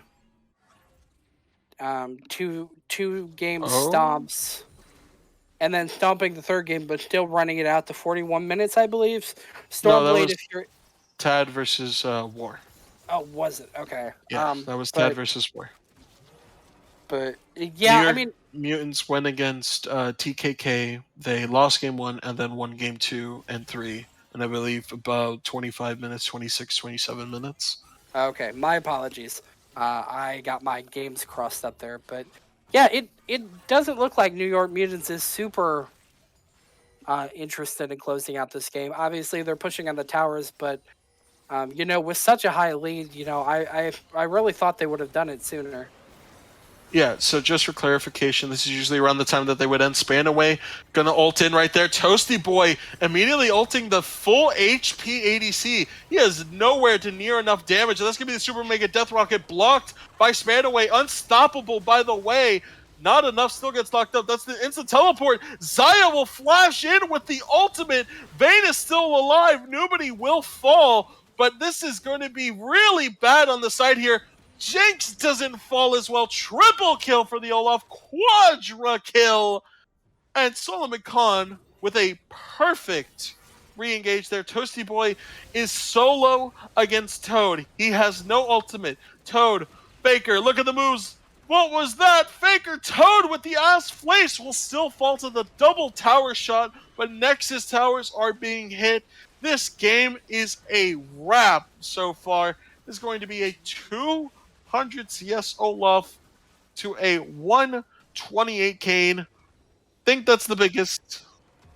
Thank you very much. We will now turn on the webcams as the game is over. We are now waiting for the post game to be posted by the captain, so we could get that, please. Please take the screenshot from your match history. We would appreciate that very much. Also, make sure to get the gold at 15 minutes and Yep. damage Can with we see the also vision scores. yeah, can we see the advanced details, Jazz, really quickly? Can we see that Of damage course, graph? let me go ahead and do this real quick. Oh, stream can't see me. Oh, there we go. I see myself. GG mid gap, says the Violet Cap, trying to have some fun in the game itself, but I think that was a Toad show. Oh, I did not think the Jinx would be that far ahead in damage. I really thought it was going to be the Zed. I believed it was the Jinx. I think it was really good. Really, Yeah. no, not surprising though.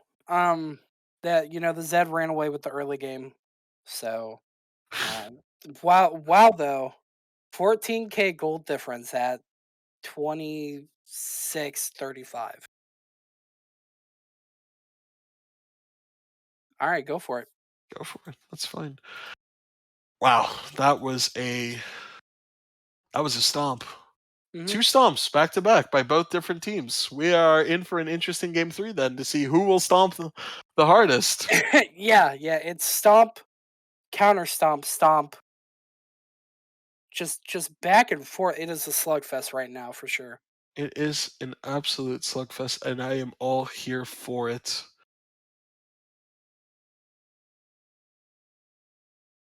I'm ready to keep going off No, that I'm game. good. I'm good to go. I think we got everything we wanted out of that game. New York Mutants played that excellent. I think that they made very little mistakes as well. The things that they basically, I would say that it flipped Hmm. perfectly well. Cass says the Lethal Temple rework will happen during the ELU season. Yes. Hmm. Wait, did we go that The far? Yeah, no, the Lethal Tempo rework comes Yeah. out next patch, correct? Because it's on PBE right now. Yeah. Mhm. Yeah, so it'll only be 2 weeks. I think 2 weeks until that patch comes live. New Lethal Tempo is kind of insane. What a Chipotle knockup on Don Gensh by Mini Soko. Thank you, Chipotle. Mini Soko. Man, you guys gotta stop with trying to put these sponsors in. We're gonna get yelled at. You know what? I'll take all the blame for it. I will take all the smoke for it. I am all for these brand deals of just the MasterCard first mythic of the game, the MasterCard Gore Drinker. That's fine. While we're at it, let's talk about that Nike Cloud Soul. Fast, fast AF boy. Nike Cloud Soul, Gatorade Ocean Soul. Yes, Gatorade Ocean Soul. And I mean, it was not. I mean, we could just be brutally honest here. It was a Yeah, stomp versus a stomp. Gonna be honest. I have no clue what's happening here. I've been very confident in my casting over the rest of the games that I've casted before this for the league, but All right, we're I already don't getting think back into draft here. No bathroom breaks are needed today. I don't GCA think New York anybody Mutants knows are what's getting happening. straight back into it. I don't think the Mhm. lane swap will happen again here, unless No, we don't see lobbying. I hope they don't. Teams did switch sides. I really Okay, so don't. New York is now on blue. GCA is now on red. Cassiopeia Silas first bans away by New York Mutants. MF Volley Bear are still the same bans there. LeBlanc now banned away by New York Mutants. Mhm. So 3 straight mid bans. Is this Stormblade playing on GCA? Oh, we're not gonna see the Zed ban this time. And it is still the Trundle ban. Mhm. If they lock it in, Yeah, I think I think this draft is anybody's taking. We've seen a stomp from both sides. Ooh, It is that is. Spanaway gonna get the is he gonna get his Oh Leona? no, they're gonna pick the Leona away from Spanaway. Oh. Oh no, Sunsip Spanaway will not get the Leona. Oh, that is brutal. Spanaway, Oh I am my so sorry. god. You were Giving this Spanaway close. the Leona paid off. Spanaway is very bad in chat right now. Mm. Oh no. No Leona ban. It was a bait there by New York Mutants. Nunu now going to be locked in for Toasty Boy. We saw him dominate on that pick earlier in the season. Yes. Really interesting to see what happens here because they still didn't ban the Olaf. No, no, they haven't. And it's possible now that they're not lane swapping, they're not worried about it. But I mean, um, Morgana into the Leona, which is interesting, but I don't think much happens unless Morgana plays that matchup perfectly. Because you mess up that once on Morgana, Leona is instantly on your ADC here. And what yeah, no, you're ADCs work just really good with Morgana now in the meta? um I mean, you could look for anybody that wants to play a slower game because Morgana got the stun and the black shield.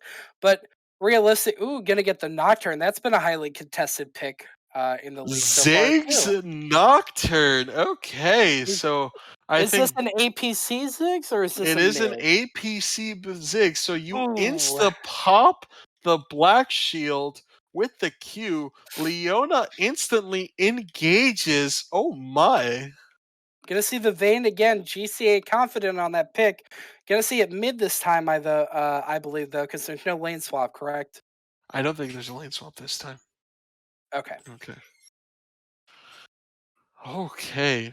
Oof. This is the statement game from New York if they want to make Yeah. it. Tom Kench going to be banned away, even though the Vayne counterpick was for the Tom Kench. It didn't really matter.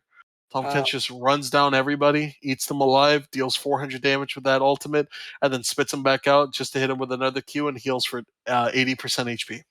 I will say I talked about this combo with Mikey in the week one game that we drafted. The Nocturne Ziggs is brutal because you don't see the super mega death bomb coming Until from it's the too Ziggs. late. You don't get the indicator until it hits, right? You don't see anything. No, I think you still see the indicator. I just think you have less time to react to it. Yeah, it might show up a little bit later, but the point is, it makes it very hard to get out of that radius. And it's really hard to do objectives against Ziggs, Yeah. especially with the Super Mega Dead Bomb. He ults that dragon, and if you miss smite it, that's an instant steal. He Mhm. probably will also steal the Baron if you miss smite it as well. Orin and Tom Kench are the bans, final bans. Caitlyn Jinx taken off the board there. So they basically are saying, we know it's not Vayne ADC. We know This you aren't picking it there. gonna So see what the else we Gnaw for got? GCA again from their first game. No, that was New York. No, because GCA GCA picked was on red side. GCA was blue. Game one. They Okay. picked Wukong. Oh, you're Remember, right. New You're right. York Yes. insta picked the Nar. Oh, you're right.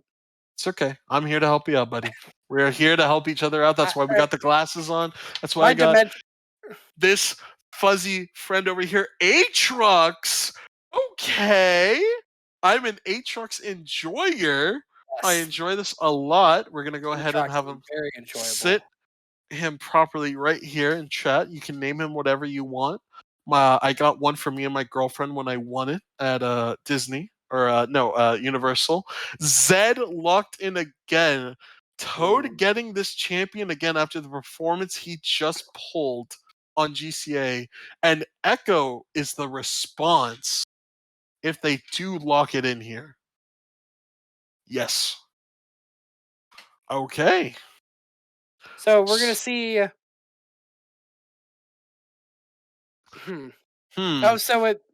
Mm, With how the games have been been going, odd. you really can't tell how this game is going to go. We don't No, know who will come out on top. I, no, I thought it was gonna be a Vayne mid, but it looks like it's a Vayne bot, I guess.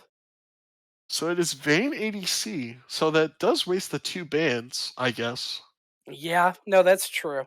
Mini Dax. N- Maybe we'll discuss the mini decks. We'll discuss it. Soldier, don't try to understand what's going on. It is what it is. It is what it is. We are in ELU. Every game that I cast has been a nightmare. It's just how it goes. I give off that energy, that Bring on the aura. bloodshed, baby. I am all Liter- for this. Blood literally, for the blood god, skulls for the skull throne. literally, Glory to Corn. if you look back through the VODs, it's only the games that I cast that descend into chaos because that's the kind of person I am. But I mean, um, I'm very excited for this APC Ziggs. I actually really like Ziggs in the bot lane. I think it You works know, out perfectly against the Morgana and Vayne as well, especially because that's a yeah, hard shove, constant Vayne under tower. Vayne, while one of the better ADCs to CS under the tower as well, that's not exactly ideal. So that means bot prio completely. First two dragons are basically guaranteed New York mutants. yeah, which is a shame because in this matchup, I want to say that Nunu has bot prio pre level 6. Um, I don't as think a he jungler. does. I think No, I don't think so with his lanes. But if it's just a one-on-one, I'm pretty sure Nunu wins that matchup most of the time, unless the Nocturne gets really good spell shields. no, actually, it's pretty hard. If Nocturne spell shields the Q, then the fight is instantly over for the Nunu. He Yeah. needs to make sure that if he spell shields the W, then the knockup is also gone as well. Nunu is kind of suffers into Nocturne, but not as hard as he suffers into something like Olaf, which is interesting because they did leave the Olaf open hmm and they didn't pick it. That is an instant rundown on the Morgana Vayne there. You can instantly run down their bot lane and take it out. Yeah, no, and another thing to consider is that this Nocturne ult makes the Aatrox ult also very scary. True. You never hear You the know, world. yeah, and, you're not going to hear it coming. You're not going to see it coming. I Oh, mean, very. Oh, interesting. Mudkip, the Cho'Gath APC tech. Oh my god, he's going insane with the Alistar at the Zit server. Oh my god, if only Stream could see this insane technology. Yumi! Oh my god, it's the cat. Here we go. First ELU game now. It will be the lock in of the vein. Yumi ADC is scary. I don't know if you've ever seen Yeah, that there before. we go. You've never experienced true fear until you've killed somebody with a Yumi on them, expecting to run the Yumi down, and the Yumi turns around and just blasts you. It's that meme, call an ambulance, but But not for not for me. me. Yes, it's exactly what it is. So, Um, pretty standard so far. Nar, Nunu and Willump, Echo, Vayne, Morgana versus the Aatrox Nocturne Zed Ziggs Leona. Sp- Spanaway Span is mad. Spanaway is getting is getting bot blocked. You have to let it go, Spanaway. The bot told you once. You have to let it go. It's okay. It's What okay. is he posting links to? I I have no idea. I think it's the link where it's Sun Sim Spanaway that he Oh. posts in the Discord every time he gets the champion. Spanaway message. You have to let it go. Stop posting links. Oh no, Soko's Oh, turning it into a comic well, pasta. no, the discussion Spanaway. Those God, Master, forgive me, but I have to go all out just this once. just this once. I don't know that I would have picked Morgan Retaliation. We'll see what happens. Good luck, have fun. I still would have taken her. Span away. That was Soko. Span away by the guy message. Oh no, come on, stop now. Don't chat spam with that. Soko, I know you're a chat spam with copying links and all that. I've already heard your Chinese you singing that Chinese song every time we play scrims and everything, as we are stuck in the 3-minute prison by the Riot Gods. The Yeah, Rune Prison, Old Rise W. Remember that? Remember that yeah. 3-second route? That was not fun. That No, was I very much actually fun. don't remember it, but I believe you. Want me to sing for you, Nitro? I don't know if Jazz will allow you to sing live on the broadcast, Can but we get Soko in here to sing to us? no, I don't. I don't want to hear it. I don't want to hear it. Please, please spare my ears. Oh. That would be an amazing bit for these Save it for the 3-minute playoff chat games. plays. Save it for the playoff game. Yes. Sure. The Yes. final ceremony. We'll have Soko sing. There you Yes. go. For the playoff games, just like every other American sport, Soka will come in and sing the national anthem for us. Let's go. Just random people from the Discord now singing the national anthem. Yes. Grandmaster support. Scaling circle. Yeah, we'll have them all load up into the game lobby that lets 50 people in, and then we'll randomly pick. And then that'll just be the halftime We'll performance. do a lottery number of people that Yes, want to yes. register. Mikey, Oh, set it up. Get it going. Mikey, don't do this, please. Starting at playoffs. And then Chinese propaganda directly after. You know, I can just we're gonna have imagine to. Soko screaming the national anthem and then immediately going, "Xi he huan piao piao feng fu xiao xi How do you know that? How do I know that? Because that's a banger. That is an actual banger. Is that a banger? I'm probably just not hip enough to know that. Nightmare that this sounds. Yeah, no. Jazz, So we will have it's starting okay. at playoffs. We will have somebody sing the national anthem before games. It's not confirmed. Don't get your hopes up. Not confirmed, but I'm just saying. And then for the finale, we will try to set up a halftime performance, whatever that may be. Y'all ready for this? Wait, no, you're gonna get a DCM made. My bad. All right. We Why we delayed can't long use the enough. Jeopardy sound anymore? We delayed long enough. We're gonna Spectator get into delay is game finally here. over. Our prison. We have been freed from our ruined prisons. Mm-hmm. Zerath is free, even though Azir was going to set him straight. But Zerath is still one of the worst League of Legends champions lore-wise. And if you tell me otherwise, I will not respect your opinion. All right, lore-wise is fine. All right, but if you were about the same game-wise, I'd have to put up some hands because your man loves some Zerath. Third highest mastery. Coming in here with the runes art there, Super Galaxy Noir with the grass, Phase Rush TPA Nunu, True Damage Echo with the Electrocute, PTA Exhaust Flash Vane, Ignite Airy Morgana, followed by the Aftershock Leona, Comet 6 with the Teleport, so no heal in that bot lane, Ignite Zed mid, of course, Lethal Tempo top, and Mini Soka with the Justicar 8 trucks. Wow. And the Conqueror in the top. By the way, Ravager Nocturne. Why? Nocturne doesn't have a lot of great skins. Ravager, arguably, probably the worst. I like Elderwood the most. That's the one that I rock when I play Nocturne. Elderwood, Eternum. I gotta point out though, the Justicar Aatrox, truly sick skin. Looks like something that should be on like a Yu-Gi-Oh card or something. Y'all want to hear my rendition of Gangnam Style? God. Justicar Aatrox is an elemental hero confirmed. True. Very true. We are going to go ahead and get into this game, though. Everything should be going in. I would not do that, Jazz, because that sometimes breaks the game. Yeah. With the FPS cap. Okay. I mean, I went to uncapped. I had to cap it back to 60 just for my game to stop breaking because it kept screen tearing. Jazz, a halftime show is not too much work. I don't know what you're talking about. Well, we could sing. We'll Photoshop in the background of the Super Bowl halftime stage and just let somebody go at it.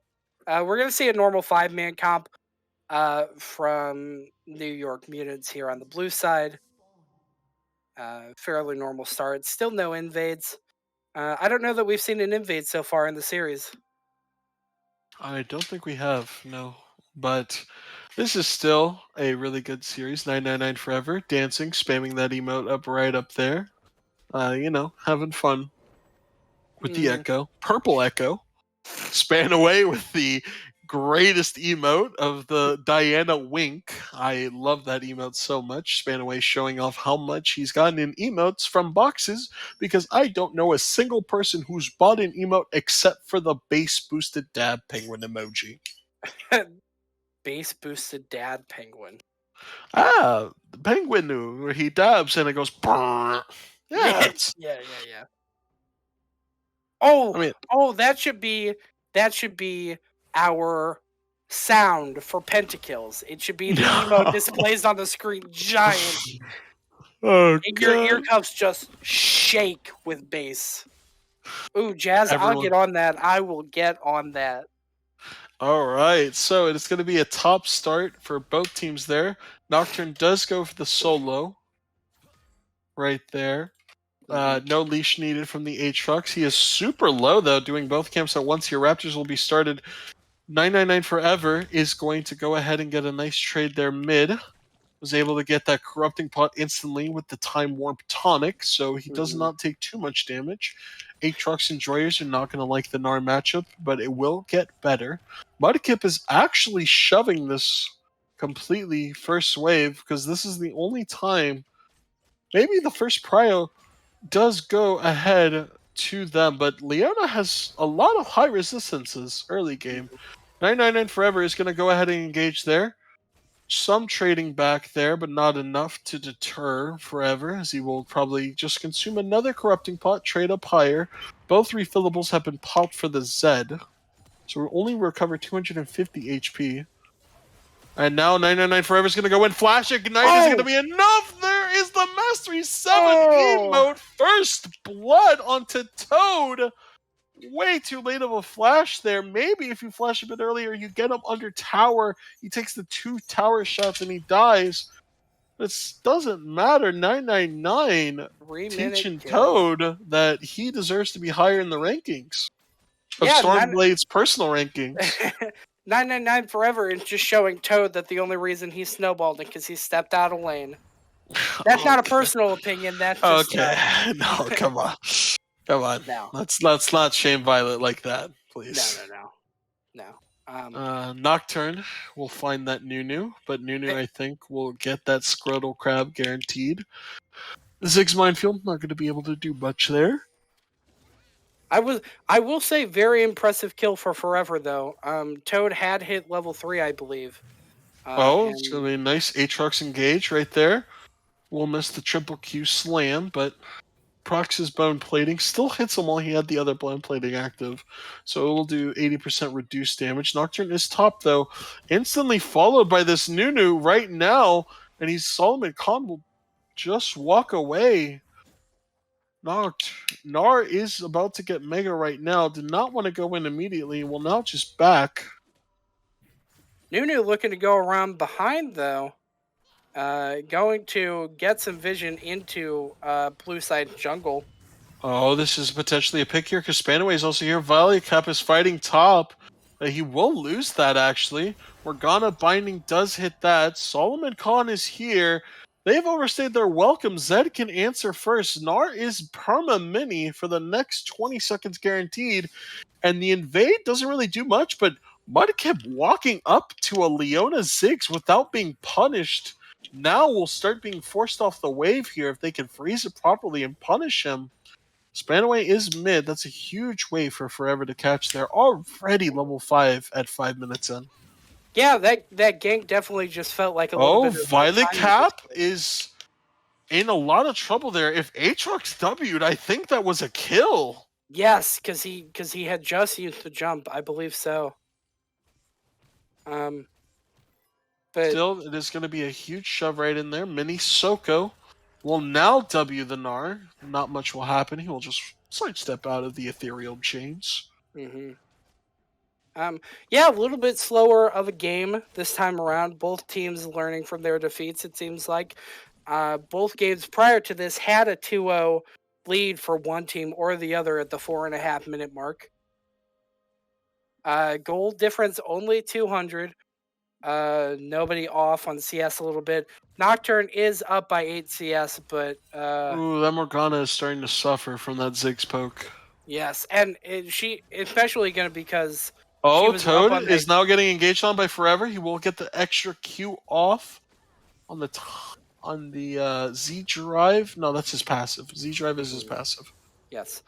Violet Cap is level 6. Mini Soka does miss the W, takes a full hit of the boomerang, and followed by the Gnar 3-hit passive.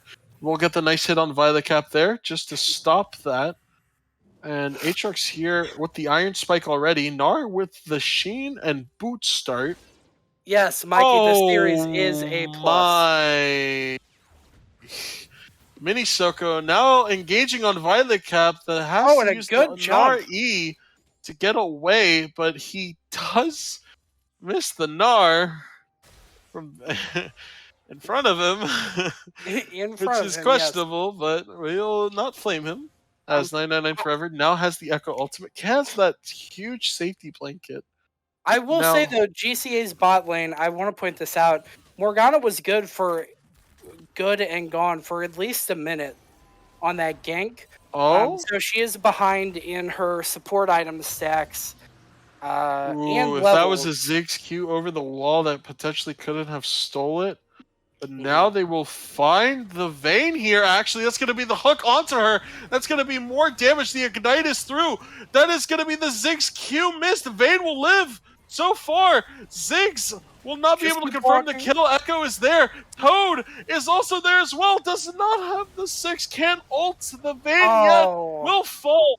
Nocturne is now joining the fight. He ults top lane. Mini Soko in the World Ender form will not be able to find Violet Cap yet, and now 999 Forever will also get the confirmed kill bot lane, and it's a 1 for 2 across the map. But that is disaster for the Vayne not dying there on the side of yes. GCA. Yes, the Oh, Vayne Vayne not is dying not there going is to very get in there. bad. Can the Condemn be enough?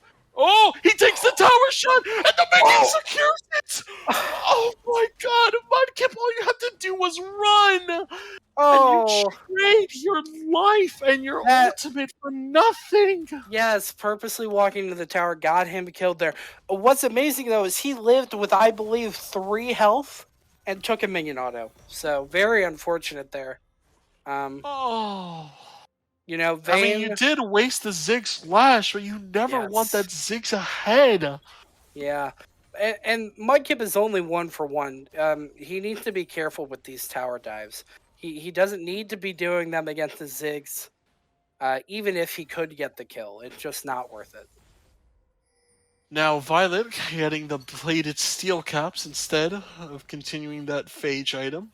Nunu did gank mid, though not much will come from it. Hmm. Solomon Khan will get his red buff. He has the ultimate coming up soon. It's about 67% of the way there. They will secure Rift Herald for free. I don't think Hmm. there's any contest there. Span away. A Q already dealing a 6 of his health Wow. is huge.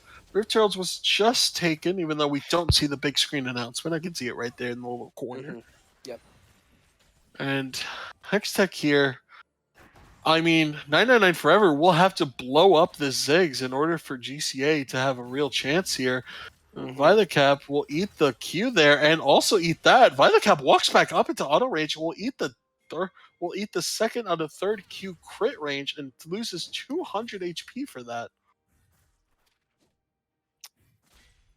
Yeah, Violet Cap, 10 CS behind. He is a kill behind. Takes a lot of damage from this Aatrox right now. Even with the plated steel caps, it's not enough to just keep him in lane, which is surprising because it really feels like he should be taking advantage of that range advantage that he has, and it doesn't seem like he's doing that. No, and as my mid laner will say, Echo can 1v9 this. Got the Hextech Alternator taken, as they do announce an interesting PBE change. Hmm. Hextech Alternator will now cost 1400 gold and will be with a Ruby Crystal. Doesn't get the Q response there, but does get the full thing right there. Aatrox now getting ganked right there. Will dodge the Oh, World Ender. And snowball into no the wall. What a Gnar. shame. No Gnar used by Violet Cap there. I feel like that was a guaranteed Gnar stun on the Aatrox.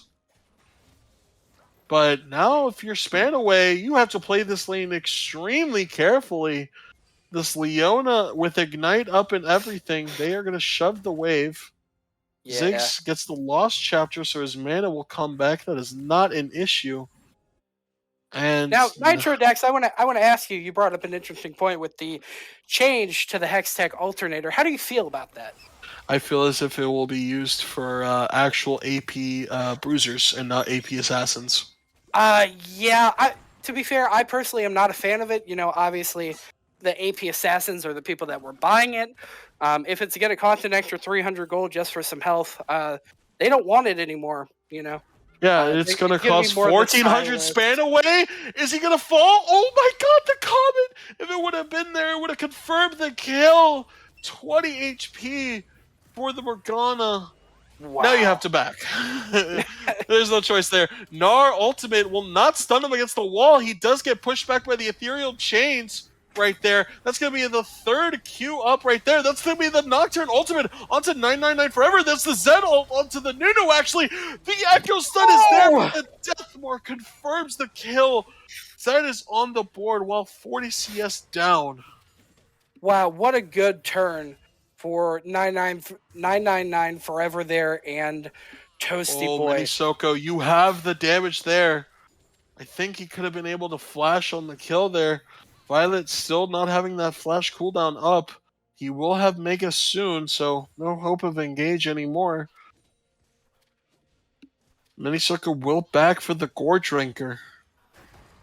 Yeah, this game very, very even compared to the last two games, which I like to see. Both teams have taken a game in lieu of a stomp on either side, and now we're seeing a fairly even game. We're 3 and 4 with only a 300 gold difference. GCA does have the drag, and they're looking to do the second one now, which is going to put them a little bit ahead. But it's not a losing game by any means for New York Mutant, so I really like to see this even out a little bit. And now we will get the Inferno Blazes, an Infernal Rift with these team comps. Oof. This, imagine a Ziggs Zed Aatrox Nocturne with Infernal buff. Mm-hmm. Gold lead actually stabilized right there. That's going to be a nice engage on 999 Forever. And Toad is back to square one. Can't really walk up anymore. GCA uses this Infernal Drake super well, too. Oh, Toad is actually going to get... Ooh. Oh, he doesn't die though, but that's Nubity actually going to engage on 999 Forever. Still, Mudkip is melee range of the Ziggs and will force the Ziggs slash Toasty Boys there, and he will get the trade kill. Oh, Violet Cap engaging on the top side. Minisoko does have the World Ender, uses it now. Goredrinker is there, will miss the chains and fully heals back the entire trade from Violet Cap. Yeah, no, not a bad trade from Violet Cap. He forces Minisoko to use the World Ender there, and they're even now, which means Violet Cap, if he hits that Mega Form relatively quickly, he can go in for the kill. I don't think he can anymore, but if there's going to be 3 coming top, they definitely can. That's an instant teleport from the Ziggs onto the tower here, actually. And I don't think Violet knows that this is happening. Now they see the Ziggs, so now they know something's up. They see Spanaway on the ward. Nobody Will's moving up immediately. They see the Nunu as well. Cannot be slowed with the nice little snowballs, but I think if you are GCA, I think you do back up here, respect the Ziggs push. Vayne will be able to free farm in the bot, help her out. She does get the shield bow. The Leandri Sork already completed for the side of New York here. Echo is top, watching anything available to see if he can do anything. Very good teleport for Hectex there to the top. Ziggs is one of those champions that loves to get ganked. He deals with them super well. He throws people around. He throws them out of position, and he throws them off of their mark. So really like to see that. Nobody is actually going to engage right here on Toasty Boy. He's going to waste the full combo on it. Toasty Boy not really able to escape the fears right there.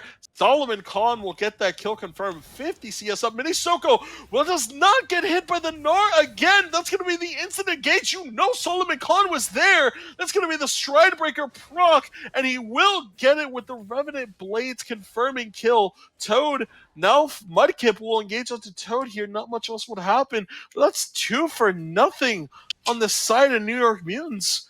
they're starting to lose sight of this game. Echo is your carry here. He is 60 CS ahead, but if he gets too heavy, then I don't know about this. It looks like overstay the welcome here by Mini Soko. I don't think there's anything he can do to get out of here. There's the World Ender instantly used. He does flash. I think he will survive. Yep, he's just going to walk away there. Not be able to hit that. Does walk away with that. That's a 0-2 right there. Stride Breaker complete Nocturne. Now the issue is, how do you deal with that Echo? I think the idea is out-rotate him at this point. You're looking to... you're not looking to counter gank him. You're looking for the lane that he's ganking. Violet Cap did teleport mid. Which is interesting. I also don't think that Zig's TP earlier was necessary. I don't think... I don't know that it was necessary, but I do like it. I think it's a very safe play. Obviously, you're giving up a sum, but like I said, Ziggs is one of those champions that loves to get ganked, right? He throws people around with the satchel charge. He makes it hard for them to move towards him with the carpet bomb. So, just as far as playing safely, which, at the time, New York Mutants was down, I think is a correct play. Right, well, the gold has even out, even though there is a tower to GCA's name and a kill more to New York Mutants. They will get this Demolish proc on the top lane. I do think they will confirm that. So Aatrox is mid. They will instantly drop the Rift Herald bot here. It looks like it's up there. They can get Nubity there in time. Looks like GCA here is going to collect two more towers. Here. Nubity with the Moby boots is also here as well. Here's Toad, the 2-man Leona stun! Hextech with the far away.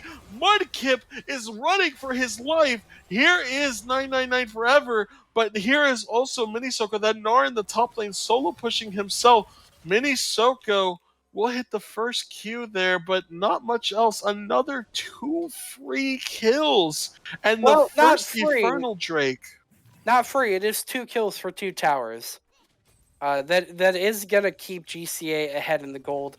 Possibly a third here if nobody goes to answer the Gnar, but it looks like Zed's going to walk Gnar gets the first outer. He will get that as well. 999 Forever is getting locked up here by this Leona. It does a lot of damage. 999 Forever has the ult. Will barely kill now the Leona, but that is the support's life. And that's going to be Hextech will get the kill. No, it will go to Nocturne.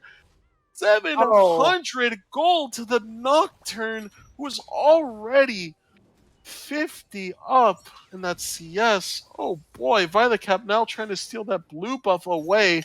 It looks like Vayne will also rotate to help guarantee it. And he will steal it, Toad!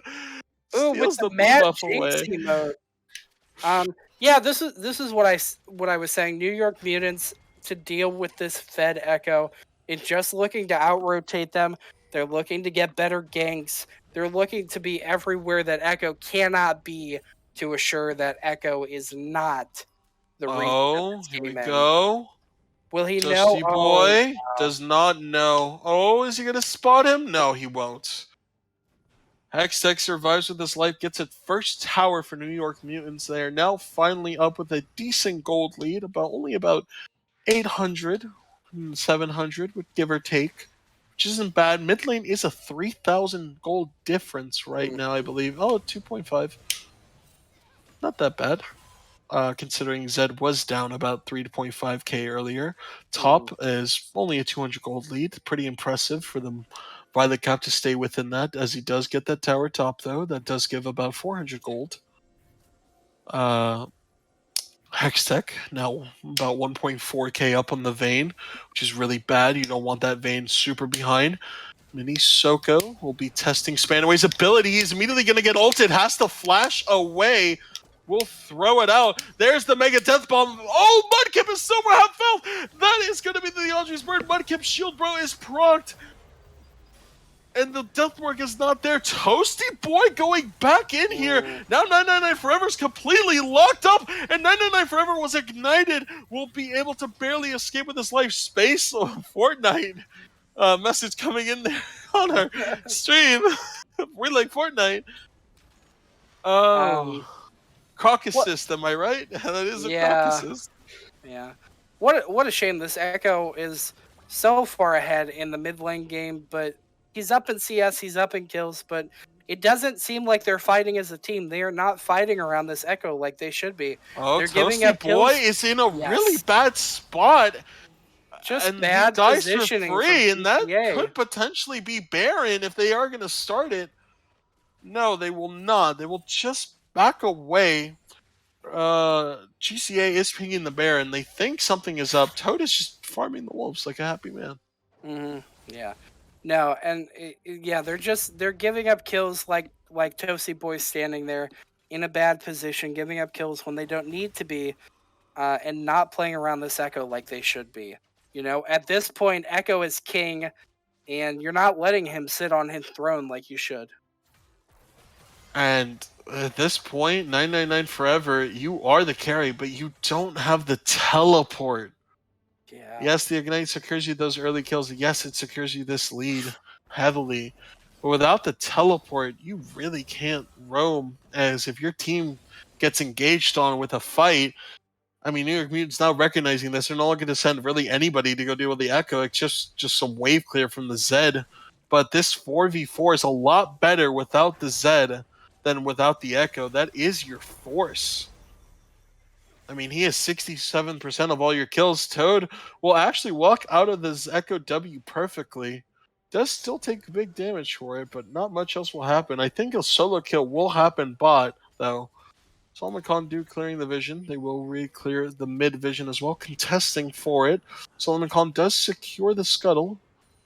By the cab now, Solomon Khan instantly popping the ultimate will now go in on the Vayne because Vayne walks up without her team. That's a huge That's a huge bomb. Spanaway is the first casualty. Nor flash in, only hitting Mini Soko. Toasty Boy is not even being worried about now. Solomon Khan is still alive. That is looking like a 4. Oh, it's going to be a 4-for-1. Forever has finally joined the fight. Mini Soko will find him, gets stunned up, but I don't think there is much you got to do here. You got to burn that ultimate if you do want to live, and that's going to be on top of Mini Soko, and that's going to be enough with the Mini Soko triple Q kill. Echo Ace. 5-for-1. Infernal Dragon is coming up. That's your second Infernal Dragon, and that's going to be the Baron started by New York Mutants. Echo was just too late to that fight. He showed up right after everybody ended. You know, he sees that his team dies and he still goes in, and that's not what you want. You either want to be there with your team as the fight starts, or you see your team die, you need to back off. Get vision on the Baron and back away. There's not much you can do, but giving up your life is not where you want to be. Giving up Very that shutdown as unfortunate. well. Yeah. It's really huge, but it looks like Infernal Dragon will be started by GCA. They will make the smart play. Actually, Mini Soko here with the teleport to come and contest this with Nubity, and Hextech also teleports in as well. That's going to be a stun on Toasty Boy. I don't think much happens here. That's going to be the engage. The Gore Trigger's not enough. Sterix is popped. Nubity is locked up here, and he won't get locked up by that exactly yet. Nar is here. This is going to be Solomon Khan going in again, and that is a dead Vayne. 2 kills, but they do get the dragon.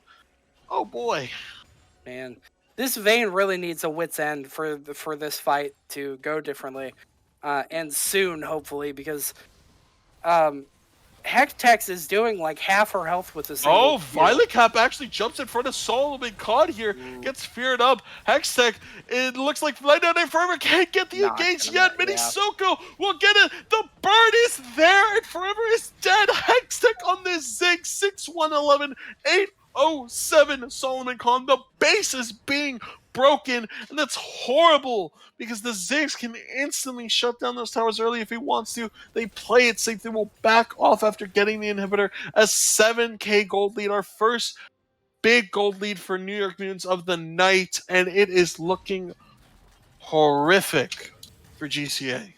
Yes, this game has taken a very bad turn from what was a good position for GCA at the beginning. The Echo has started to fall off. He's only 1.5k, 1.4k up now on the Zed. which is still a lot, but it's not enough, and it's not where he was for sure. And it's about 3,000 on the ADC as we're looking at it right now. 1,000 top lane, almost 5,000 gold difference in the jungle. Man, this is going insane. Yeah, you really hate to see it. What was an even game is the gap is just getting farther and farther. It really is.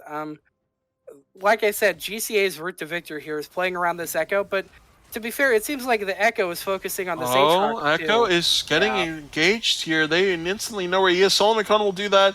Doesn't hit the spell shield in time. Echo is just stunned up, locked up. No way you are escaping that alive, my friend. Solomon Khan goes legendary. Yeah, that feels like a vision issue too. You know, he's pushed so far up in bot lane when one of their inhibitors is down, and Red side has no vision of their own jungle, right? They have no vision of the river. They have no vision of the enemy's jungle. They have no clue where anybody is. You cannot be that far pushed up when you don't have the vision to back it up. A single mine there hits span away, chunks him heavily. But this is a Ziggs against this tower. Say goodnight. Mm-hmm. Solomon Khan just taking looks like bad New York turns. Mutants are going to push to end here. It looks like it is going to be one of those. The Ziggs auto-empowered is just too much on that inhibitor. This will be a second inhibitor going down. They will back off. Dragon spawning in 156. New York probably could have gone for the kill here. Yeah, I think they definitely had the power, the sticking power to stay there, you know. Everybody except for Solomon has their old sub. So, or Leona has what looks to be about 15 seconds left. And an interesting thing here, Morgana does have Shirelias. Yes. So no AP Bruiser or faster Morgana to hit the ultimates would be my guess. Mm-hmm. Toad will see span away, but not much else will happen. Or not span away forever, my bad. But now, if you're New York, you push top, you get that third inhibitor, you choke them out, and then you go ahead and do the dragon. Mm-hmm. Yeah. Another thing to point out is that the Nunu has Sunfire, and obviously Sunfire a very good item, but I would think that, you know, Nunu takes other mythics too, though, doesn't he? It's not just Sunfire. I think it's permanently only Sunfire. Oh. I could have swore I've seen an Everfrost game so far in this league, but I may be wrong. I think it's that one. Span away will now get instantly engaged on. The flash just doesn't matter. Blast Cone won't matter. Mini Soaker now going in on Mudkip as well. That Vayne does not have a shot at life. Hextech is unstoppable. Toasty Boy will be able to escape with his life for now. It looks like it's just going to be a shove in. They have no Baron left, but they are 10k up just about. And this is now just the base should be cracked. You have a Ziggs, you have Echo who needs to hit a perfect W to get this here. Actually, that's really good. Right? Immediately, they will be able to focus Hextech. Toasty Boy will fall in the process. Violet Cap is now going to have Gnar up. We'll get the two-man Gnar ulti, but I don't think much else can happen from this. Forever is having a ton of cooldowns. He already wasted the ultimate. Nobody may fall to the tower shot. Mini Soko definitely will fall over here. It does have the flash out. Toad is instantly stunned by 999 Forever. Will survive, but the Death Mark will confirm the kill. And right now, this is looking like the perfect re-engage for GCA. They get more shutdowns. It's a 2 for 3 at the base defense, and they will hold with Soul coming up for Toasty Boy. Ooh, they are just following these men. Oh, here we go, Solomon. He can't die here. If he dies, that's Soul guarantee. He does. Oh my god! That is 3 shutdowns for the side of GCA on a failed is base. Alive. He does have the teleport. He will not be able to use it. There's no wards to teleport to, even though Leona has a full stack of wards. Infernal Soul for the side of GCA. Wow. It's a TSM. This game is not over. You better hold on to your pants because that was insane. GCA secured 3 shutdowns there. There was a shutdown for the Echo. The Echo got a shutdown. The Morgana got a shutdown. And Violet Cap on the Gnar got a shutdown there. They are, I hesitate to say, but I think they're back in this game. We're down to a 5k gold difference, 6k gold difference. But they do have the Soul. and they are in a better position. Their mid inhib has come back up. And that's exactly you want to send bot. You want to send Nar so he's able to get the rage up and then have him teleport potentially for a fight. Minisoka will find the 2 wards. And I will say that's the kind of plays I like to see when a team is on their back foot, losing, being pushed in their nexus. You play and you wait for the mistakes to happen. Oh, here we right? go. You 999 take Forever won't be advantage able of to these hit that. mistakes. Toasty Boy simply knocked away.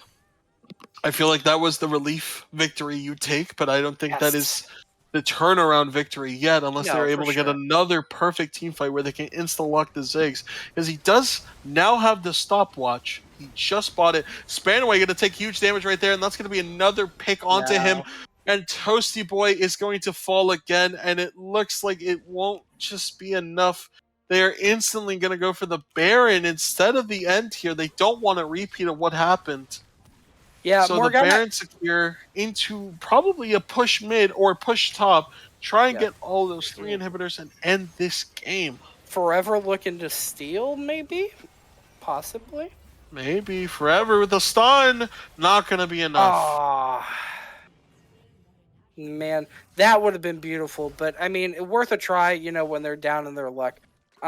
Yeah, it's a shame. The Morgana had such a good Black Shield into the Ziggs Ultra Mega Death Bomb, but it wasn't enough. Following up with the Gnar ult onto her, they get the pick, and at that point, because she's gone, Toasty Boy was now in a bad position. He gets picked off. But they're back up now. New York Mutant does have this Baron for this push. Looks like they're going for a 4-on-1 mid lane and top. But they're going to get at least one more try at defending this base. This has to be perfect. Echo does not have the ultimate back yet. So if a fight does break out, that Echo gets caught. He doesn't have anything, no stopwatch, nothing else left to defend.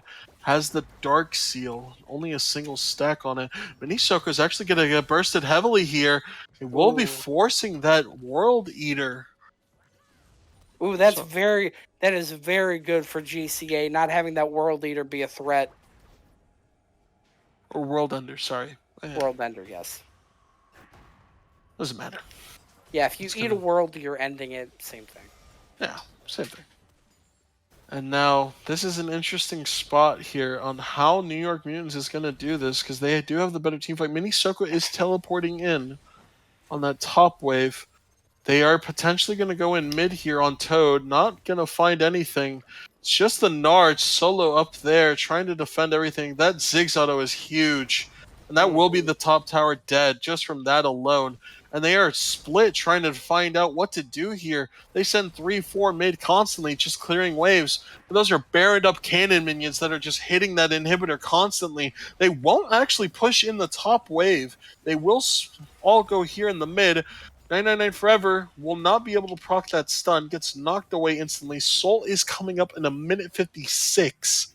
And Ziggs now backing, has the Zonias ready for him. He has a 5-item Ziggs against a 3-item Vayne. And they will walk in that Baron Cannon Creep that will basically secure the inhibitor. I think. No, actually it won't. Nobody does go in. Spanaway is instantly going to be able to use that. He will get the ultimate on Forever. He's stunned up and he's locked up, and this is going to be the ending fight. Mudkip is able to trade 2, actually. This could be huge. Hextech now hitting the Zonias. No, Toasty Boy will not be able to get it. Violet Cap now has to defend for his life. This is the plays he has to make. Flashes, Gnar ults the wrong way, won't get the engage on him, but the kill, oh my god! The stomp on Violet Cap, and now you have to win this fight against Minisoko, but at least push him away. Oh my god, we are still in this game. Yeah, that is a 4-for-4. Minisoko is going to get this inhib here. But I don't know, especially with Gnar having the damage. He doesn't respect it. The heal is not going to be enough, and it's an ace. Oh, that is the ace. Wow. And now Minisoko is not up for Elder. GCA will not let this game end. What a hard misplay there by Minisoko. I will say I don't know if that's going to be the Elder though, because Leona, Zed, and Nocturne are on their way towards the drag. Oh no. GCA does have the better fight here, being well, the Echo has to make it to this drag for this fight to go well for them, I believe. No, this is gonna be doom if they are not able to get this. Elder Dragon is spawning. Solomon Khan now having the Guardian Angel. They know Wow. that they're starting it now. They are gonna pull away. This is going to be huge. This is going to decide the game. This is going to No. be the Nocturne ultimate to save the game, potentially. There's the Mega Death Bomb. They're immediately going to go They in get the forever. kill? It's not going to be in there. Red Team is slated, but they still Oh! get the kill. Zed has fallen, but this is going to be insane. They get two. Finally, Oh! can't complete the jump. Nitro Dax, what is happening? Oh, All New York Mutants had to do was end the game, and they have given this to GCA. oh man, I gotta go to There's sleep soon. I they start my are. new job at 6:30, and here I am casting this Oh, that's rough, 3 buddy. hour extravaganza. The Elder there Wow. secured. You do We get are one. actually at a 2.5 hour stream. You do get the Elder. It won't matter much. Echo doesn't have it, but Vayne are Toasty. They are. Morgana have it, and this is a catastrophe. That is 4 dragons with the soul and the Elder on GCA side to New York Mutants, who has gotten 2 Barons now, but they have just given up 2 team fights in a row. Mini Soko sees Toasty Boys immediately gonna engage onto him and immediately run back out. Don't think he knew he was exactly there. No, I imagine he thought he was not alone. However, I believe had he had the vision, he would have just followed through and killed. Because And I mean, there's not much GCA can get. They do have the Elder, yes, but they have a Ziggs that they have to wave clear into, a Nocturne that they have to wave clear into, a they're Zed that going they to have do to the Baron wave here, clear though. into. It looks like it. Baron Violet is Cap, gonna spawn. Violet Cap, They're and gonna Mudkip shove are mid close here. on This is here, the though. call. Nocturne does have the ultimate. Well, looks like they will give up the Baron and the Elder. They're gonna shove this. It's gonna be an instant retreat there, but Something to make a Toasty. note of. Something to make note of here. Mudkip on the Vayne does have a stopwatch, and if they don't notice that and they go into this team fight, it will be disaster. And this, I mean, this is just New York Mutants playing poorly and GCA knowing what to do, understanding how to do and play these fights better. Yes, I mean, GCA has taken advantage of every mistake New York Mutants has made since they stepped across that Nexus wall. Oh boy, this is going to be an interesting one. This may be an hour-long game. I don't Elder want to. buff I don't want is to call now anything, but wow. gone. No. Ooh. Tad versus War, I think, had a 41-minute game. I think Jasmine's just longest stream in general, right? Oh, stream? Yes, for sure. Yeah, it sounds like we may hit a record, guys, for longest ELU stream. Do we know what the record was for season 1? Does anybody know? Because so far it sounds like we broke the record for season 2. It was a playoffs. It'd be playoffs, Okay. definitely. Season 1 didn't really have that many cast games. I gotcha. Oh man, if you're New York here, the gold lead at this point doesn't really matter. No, at 40 minutes, the gold lead is nothing almost. We're looking at 1.8k, whereas they were 10k up 15 minutes ago. They're now trying again for a top push. Echo is not there yet, but they do have the Baron for at least another good minute. They won't get much from it, but on top of the giving the 2 team fights, like that is a morale boost to GCA and a morale deficit to New York Mutants. You gotta think about the mental state of these players too. This is a 40-minute game. Randuin's completed for the Vayne. Oh no. Just an Vayne actually absolute opting for nail the biter of a Randuins game. and the Tabby. Has no really any MR. Has to just use the stopwatch perfectly here. They do want to survive. Oh Oh man, and it all wow. started at the perfect 999 forever. Hitting Hextech underneath those Nexus turrets with his Echo Stun. Perfect CC by Toasty Boy to set that up. And it has just been downhill from there. It's 10 seconds left on this Baron. I don't think much will happen anymore. No, it doesn't look No. like it. Mega Gnar is out, so you know you have a guaranteed Mega out. Elder coming up. Second Elder is now active in this game. Toasty Boy walking a little too far into his own jungle. They know where all 5 champions are in the enemy team, but stretching that team line out a little bit though. They will instantly clear top. The only towers left standing that GCA have are just the Nexus. Elder is coming up. This is a fight. Ziggs backs. He will be able to reset, get some nice gold off. Nocturne, gonna be looking there. Mini Soko dodges that perfectly. Will be taking huge damage. This Ziggs is full build actually. Ziggs is full build now, has the Horizon focus just for the extra damage. They will shove them off. This is second Elder. You can't give this up. Here we go. Yeah, Brick Machine. This is game 3. It's 1-1 right now. This is it. Second Elder fight. Toasty Boy Yes. immediately starting it with the chomp. Hook. Ooh. Binding will find Solomon Khan. 999 Forever will instantly go in on Mini Soko. The heal is there, and he's going to instantly proc that. That's going to be an engage right here on the back line. Span away has fallen. Hextech is getting engaged on by Violet Cap and Toasty Boy, and it will be 1 kill. Mudkip is still alive. Nobody is not there, and this is disaster. GCA is going to be ending the game. Oh my god, Violet Cap will be going ahead and teleporting. Oh wow!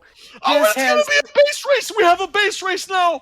And it's gonna be an instant teleport by Atrix to try and get this Nexus Tower, but you can't do it! 999 Forever are backing, Nunu is backing! No! This was the worst possible play you could have done, and now Hexter... Wow, he said... No, Forever have done it! The base race... Just wow. Wow. Oh! What a game. What an absolute... game. These men are troopers, dignitaries, and scholars. Oh, wait a second. They exactly can't end here. Now Zed is up. This game is still going. Second Elder has been procced. They will be going for fourth Baron in this game. What is happening, Sound? I have no clue what is happening. This series took a wild turn after game 1 and has not stopped. Oh, that's a huge wave clear mid. They will still get the tower, though. Almost low. A good series, though. My heart can't take this, man. This series has been a game of Uno, and the only cards that are in the deck are the reverse cards. That's all it is. Okay, 11 seconds. Minisoko doesn't have the teleport.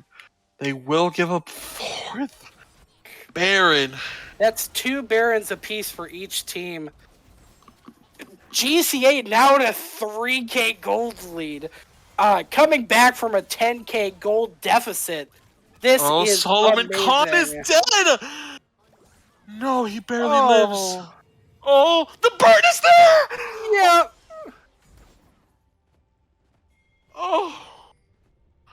Oh my god. Absolutely Solomon Khan dying brutal. there. He was out of position. The trade will be their doom. Minisoko does pop the World Ender, but it won't matter. Hextech, you need to do a miracle here.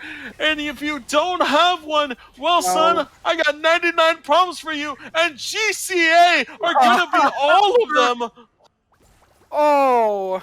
Hextech, you have to defend here perfectly. He's on the wrong side of the he's tower. on the wrong side of the tower. There's not much else going to be done. Toasty Boy will fall, and Mudkip will get the confirmed kill on him. The Elder Baron Trump as well. That is going to be a 2-1 for GCA. Oh, the little train who could.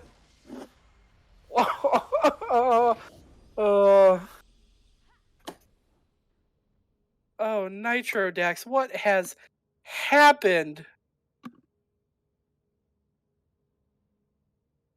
Oh my god.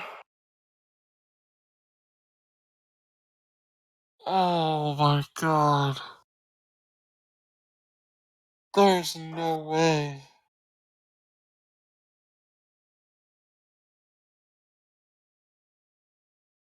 I Regardless of, it was an honor. Casting these 3 games has been an honor. That was, I think, the most insane series we've seen so far. Oh Not I think, no. it was. It was the most insane game that has happened.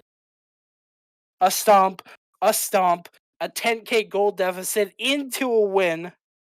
I have never seen a team come back from a 10K goal deficit, whether it be amateurs, pros, E League United, solo queue. It does not happen, and GCA has pulled it off.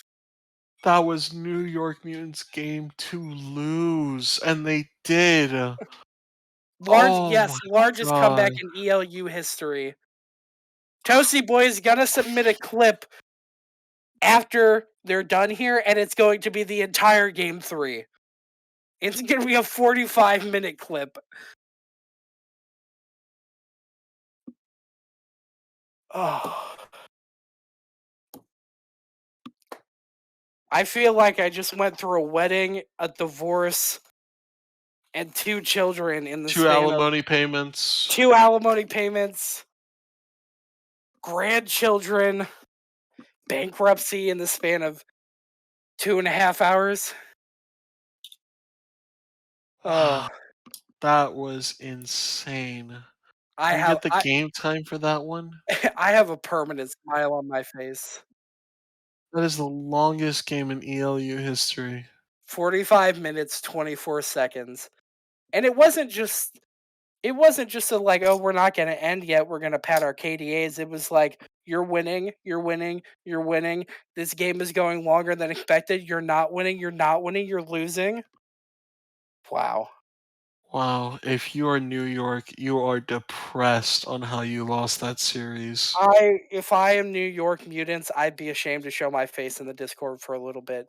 Not saying that they should be, because I love them. I love all 10 players, but man, I would probably just go idle for a couple of days.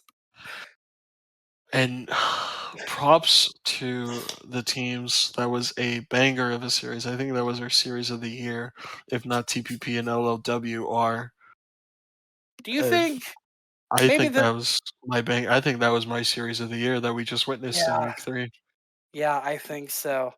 I think One we won't see a series as good as this. Maybe a little later on down the line, in the later hey, weeks when we play playoff contentions. yeah, hey, Jazz, do you think it'd be possible to get GCA's captain in here to talk about Or that? GCC. You want to get Violet Cap in here? Yeah, do you think we can? Is that possible? Yes. I want to hear Oh, from the man himself, the shot caller. I don't think he's the shot caller of the team, but oh, GCC's captain. He He wants meant it. GCA. He meant GCA. Yes, I'm sorry. Okay. Well, He yeah, is I'm a fun in G. games I'm by sorry. himself there, but Oh, oh man, I'm speechless. I am absolutely speechless. Jazz, can you drag him? Can somebody with mod That would powers in have the? to be Mikey and or Nubity and or Mom. I would have to track him. Mikey is in. Mikey is gone.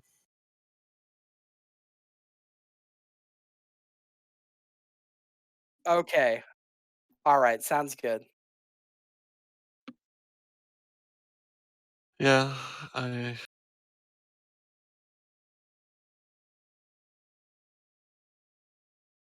Take a second. Yeah, set that.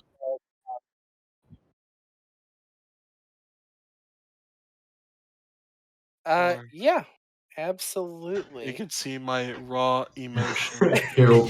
Yeah, from this. I'm surprised there isn't sweat dripping down my face.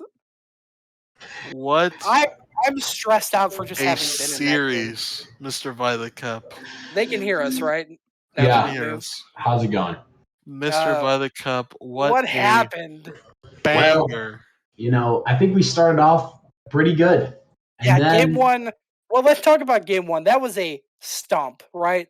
10K Gold League, you were 2-0 at 4.5 minutes, 7-0 at 8.5 minutes. What was going on game one? I think game one, we just kind of came out swinging, honestly. You I didn't think we hold got back, no. I think we got a good like river fight early in the game. I think someone got a first blood and I got a kill as well, and Yeah.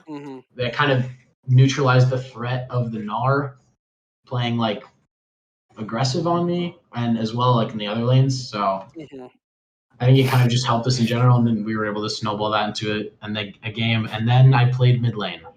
Right, no surprises game one. Talk to us about game two. What you had the lane swap there, and it didn't quite work for you guys. Yeah, I think we were thinking of some way to counter the absolute tank that Tom Kench is. And I will never touch Vayne top myself as a respectable top laner. Understandable. But 999 wanted to play top lane or play the Vayne, and I kind of picked the Akali into the Zed or blind picked the Akali, which arguably wasn't a great pick. So that kind of happened. That's all respected Toad and and New York Mutants there. They that wasn't we didn't just right. They played very well. Yeah, they played very well. That's what I'm trying to say. We're not. Let's preface it by saying we're not disrespecting New York Mutants at all, because that game, all three games were insane. All players played their heart out. Oh, for sure. I want to ask you something, though, because I made a call at game two. I was looking at your op.gg. It doesn't look like you have a lot of Akali playtime, at least recently. Is that a champion you're comfortable on? Well, you know what? If you look at that game, the answer is no. But blind pick games, draft games, I'd like to play mid lane sometimes. Not great at it, arguably. Right. No, that's understandable. So honestly, got a little fancy feet on game two and got straightened up by New York Mutants, which led to the banger that was game three. Yes. Now, wow. Game three. Let's talk about it. Nitro Dex. What are you thinking? What do you want to ask? Forever got the perfect stun on Ziggs, and that is why you lost that game. So I want to hear Toasty respect for setting that up, baby. Let's go, Toasty boy. Oh, absolutely. Let's go, Toasty boy. Toasty's a monster, regardless of any of this. The scoreline, game two, game three. KDA isn't representative. It's not of everything. It's not everything. Absolutely. Just a few nice. You guys have pulled off what is probably the greatest upset E-League United may ever see. You went from, and I know you can't see the goal differences, and none of you guys were listening to the stream, obviously, but you guys were down by 10K at the 20-minute mark, more like 25-minute mark, but a 10K gold deficit. We had some. You pulled it off 20 minutes later, 3K gold up. I've never seen that before. I think honestly, at that 29-minute mark, I think we were looking to secure the Dragon Soul. Which you did. Yes. And we got a lucky fight, or not a lucky fight. I think we played that fight really well, and I ended up getting that securing the soul was Forever big. Didn't drop that EQW there and put it a little bit forward, Hextech survives and they end the game there. So that was absolutely insane that played out that way. And then just the fact that you were able to continue winning fights. I said it on the stream. I will be honest, I was a doubter. I say they win this fight, but I don't think they can win. Baby. I put my kernels on this game. and well done, yeah. Honestly, they had a little comeback after that dragon fight. we had There Black was still Division, and I it was think still a little shaky after that dragon fight. yeah, Yeah. we did. We had to give like our entire base once or twice, and then I think there's the dragon control throughout the game probably won us the early dragon stacking, and then the elder, and probably Yes. 6 barons Double at this point. elder. We saw. I want to say we saw 5 barons total that game. 5 barons, 2 absolutely elder insane. dragons. Right. Most games, especially when we're talking solo queue, don't even make it to a soul, right? And to see double elders, 5 barons, 45-minute full item games, man, you couldn't have asked for anything better. It's enjoyable. Yeah, playing those games long are really nice, and it really kind of saved me. I was I think I was 0-4-0, You were. A good depth in, and then would an jump in, RW. instantly die. Okay, Which was unfortunate, but it's fine. You don't have to say that. I mean, I'm just explaining how the game state was, but jumping in and dying. I mean, I would put the game 3 on YouTube, if anything. Yeah. I mean, Yeah. that was insane. Mikey, Jazz, Mom, whoever, game 3 should be a YouTube highlight. It should be the front thing that comes up across every piece of social media for E-League United. And I tell you what, Toasty Boy is gonna make like 2,000 kernels off of just clipping game 3. Yeah, honestly, man's about to go crazy. Absolutely. So, yeah, we had a little bit of vengeance. We got knocked up game 2, kind of straightened us out, and then the Leona pick.